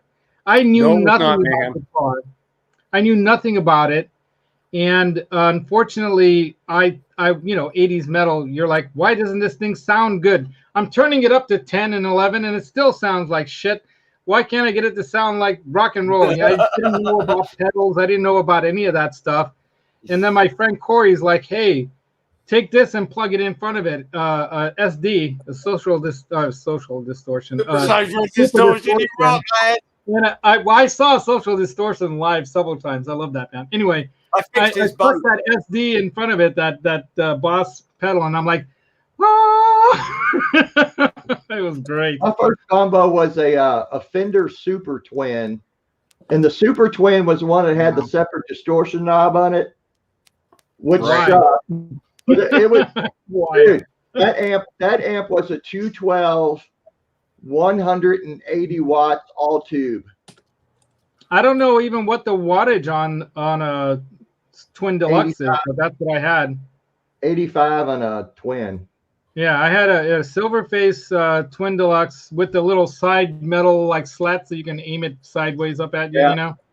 Yeah, I had And that those. thing And I weighed a had freaking ton. And it did have reverb, so you know, whenever you moved it around, it went with the tank, you the know. distortion on the Fender Super Twin sounded like somebody just took a knife to your speakers. And I remember getting a linear power booster from Electro Harmonics, Hell which yeah, was LB1, LBB. LPB1, yeah. But it wasn't until I got a big muff that I became the guitar god that we all know and love today. There you that's go. a big one. Miss Domo arigato, Mr. Legato. But I don't know about you guys. Did you ever plug into your parents' home stereo unit and that was your first power amp? No, That's I what I didn't did. even know about that. Yeah. I was probably very, very young and plugged into the home stereo, and that was it. Got the I little just always use my dad's Right? before Through the I gear my auxiliary own. Just use dad's. Yeah. oh, Hip Metal Works, man, that Super Twin was ungodly heavy. But 182 watts. I think it was 6L6s, but it had 8. You don't need Yeah. 180 watts in a 212. No, you don't. You Tube need some watts, fans baby. on that. But I shit you Yeah. not, I can still smell that fucking thing. Yeah, Those right. are incredible when they're cooking, dude. Incredible. Oh, Well, that's like a Marshall Major, isn't that fucking 200 watts? Yeah. yeah, that's ridiculous. The amp I used when I was playing out through those 2 boogie cabs was a 50 watt all tube, and dude, that was fine. 50's plenty. Awesome. 50's my perfect. Sure. You can still saturate the power amps where it ain't too brittle, you know. Yeah. Right. You know, I turned down because I didn't have the money, and I feel so like I wish I almost scraped it together, but he kind of needed it all at once, and I said, "Can I pay like 300 now and 300 later?" My sister's boyfriend, who they're really a couple, they've been together for like 10 years or whatever. But this guy Tom, he plays bass, and he's played bass on like some bands. He's actually an EMG. He's who got me into NAMM 2019. He's an EMG signed bassist. His name's Tom Eaton. And he played with like a Christian rock band called Hands of Fire, even though he's not a Christian, really. They tried to convert him, but I don't think it worked. Anyway, but he was selling a PV Joe Satriani 120 watt head and slant Randall cab. I don't know what speakers he had in the Randall cab, but $600. And he had that head completely redone. So it's a, early 2000s or late 90s or early 2000s. One of the early, JP with the silver chrome front JP, or JS. What am I saying? JP? JS on the front, Joe Satriani PVs. And I wish I had the money to buy that thing, but he ended up selling it to somebody else for around $1,000, and I could have gotten it with the slant cab for $600. And that's one of those deals where that was a couple of months ago, wasn't it? Yeah, I'm losing sleep over that. Yeah, I wonder what happened to that. That would have been a badass amp. You'd have loved that. Yeah, I mean, I have the torpedo cab and captor, the 2-note stuff, but the captor doesn't go over 100 watts. So I'm like, okay, maybe I need to sell that and buy the Rivera or maybe the Fryette or something that can handle it, and then I'd be able to run it through IRs and whatnot, But in this little room, in an apartment building, shit. You need to build. You need to build an ISO cab for it, Laz. Well, it's not even a combo, so it's just a head. So I'd be running it in. That's purely recording, though. You ain't gonna feel and hear the tones in an ISO cab. Yeah. The whole idea of that thing is just running it through some good, some good IRs. Like I just bought that pack that Pete was talking about, and he put up a couple weeks ago. Celestion is doing their own new. They're not called IRs; they are called DSRs. There's some kind of dynamic sound. Wait, hold on. Is anybody else waiting for Laz just to jump out of his chair as Roxy bites his fucking nipple? Roxy's always biting, Laz. She just jumped right down the inside of his shirt. She's trying to make a nest out of my chest hair. That's the thing. Yeah. Laz, you should have got that JSX heads now because they've doubled. Everything's doubled in price now, man. You remember the Crazy. triple X from PV? He already sold it, man. He sold it. I called him 2 weeks later and I said, "Dude, I got the money." He's like, "Sorry, man, I sold it for $1,000." Yeah, everything's doubled now, man. Yeah, the price is unused. But you know, I bought this. So let me show you something else. You're gonna love this, JJ. So I got a deal on this from Jack the Rabbit. We all know Jack the Rabbit, right? Yeah, Here, the 7-string. This is badass. Let me do the Starship entrance. Uh-oh. Dun, dun, Yeah, dun, I dun, actually dun, like the dun, headstock. I like that guitar, Laz. I've got to say, that's pretty Da-da-da. badass. Dun, dun, dun, dun, dun, dun. Anyway, yeah, this is a bitchin' guitar, and it's light. And the new ones that they're selling, the Court, what are they? The EX 700s. I forget what the number, EM something, whatever. These are the ones with the EMGs, but the new ones that they're selling for the same price, they've got Fluence pickups in them. Oh, I like the Fluence. That's a badass guitar. Yeah. I like it. Individual saddles. Look at that burl on that poplar that burl. And I freaking love thing, the dude. purple, yeah. And it's got a kick-ass neck. I mean, it's not that thin, but it's just right for, you know, this width. And it's about a little bit wider than my classical neck, so I'm not used to playing something that wide because I play that classical every day. It's in my living room. But, you know, multi-scale, and look at that headstock. Yeah, it's badass. And it's got the, I love that it's this. Put the black headstock up chrome, again. man. Can I see the headstock again? Yeah. Got too many strings. Has that got like the PV cutout in it almost? Oh, yeah, it Yeah. kind of has like a funky shark Yeah, thing. looks Yeah. like a shark, dude. That's badass. Looks like a shark. Yeah. And what's cool is that it does look like a shark, and that's the those stripes are actually the Purple Heart That's in the neck. so So it's a dope. 5-piece Yeah, that's neat. serial number there. I like that they use. So look at that beautiful swamp ash body, man. That's a nice piece of ash. Yeah, it is a nice piece of ash, right? Hey, And Quinn. it's got that solid poplar top. That's a and that's a it's killer not guitar. flat. So it's not flat. It's got a real nice carve too, man. So Nice. you know, it feels Yeah. so comfortable and it's light as hell, man, and it plays great. Doesn't it sound awesome when you plug it in and you get that low Oh A? God, I have it right behind the V. So I'm playing the V and the Strat and that the most. So this Strat right here, I'm playing this all the time now. Hey, Since I got it Ben. all set up. Yo, Okay, buddy. I was just gonna say we'll probably start wrapping things up here. Laz is just grabbing everything. I'm just trying to get in there, you know. Yeah, since I woke up at 8 o'clock, I need to go make a bacon sandwich. Or maybe one. Maybe I'll be round in like 5 minutes. JJ's House of Jams. Holy shit, dude. What's up? Woo! I love you. So let's go around the world here, and I don't know, Laz, you were the last in. So first, any parting words, my good friend? The Hungarian. I talked about this earlier today in my show at 9:30 a.m. Oops. On Sundays, 9:30 a.m. I was talking about how I got injured. So I injured my thumb, and I can't really play. And I was talking about what can you do? I'll do when you have an injury. So pick up some other instrument or take up slide like Gary Tholander recommended, or do something else like that. Don't let it get you down. Make it another challenge to, expand your playing. So that's my final word. Play the old lap style, even. You can do the lap style or whatever. I was even thinking maybe I'll come up with a new style of tapping. Since I can't hold the neck with my thumb, I can do like a new tapping style kind of thing. What's up, RJ? Aaron. Yeah. From the Albus of Bands. Anything to add, brother man? Oh, God. Quinn James, you motherfucker. I love your old ass. Here, hold on. Get real close there. Now, JJ. open your mouth there, dude. Let me see if I can fucking. Dude, get your butt plug out of my face. JJ, I miss you. Welcome, brother. Love you. Laz, Say something in Hungarian. Faszom tudja, hogy mikor találkozunk, de bazd meg, remélem, hogy nem sokára.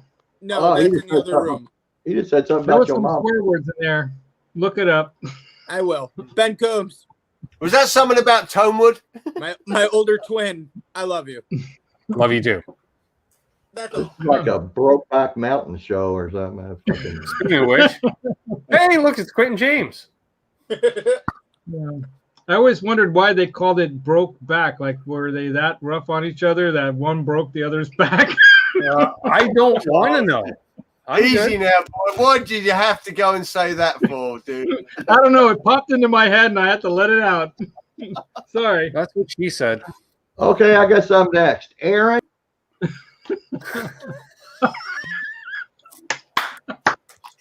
Peaced out. He's a master, man. That guy's the master. He is. He is. I believe that's what they call the Irish goodbye. Yeah, he might be an old man, but he's our dirty old man, and I fucking love him. Love him to death. He's Quentin the fucking best. James, folks. Sure. Sure. Oh my god. Brother James? Dude, YouTube community, I love you all. Right? Couple of fallen fellows, Adam EVH, freaking Sinner O, fucking Humbucker Will. Rest in peace to you. Dude, the community for me has been everything. I love you all. I look forward to putting stuff up soon. And my band Stonehill is psyching me right now out of this fucking gloom and doom world we live in. I wish nothing but to the best to you, all of you and your families. Play guitar, rock hard. And yeah, fuck yeah, dudes. Rock on. Ben, before you do the closing, whatever happened to that really nice dude, British dude? I loved that guy. What, you know what I'm talking about? Younger guy, had the PV Classic behind him, dressed like a vampire sometimes. Yeah, this guy. Yes. Fuck. I was thinking about him yesterday.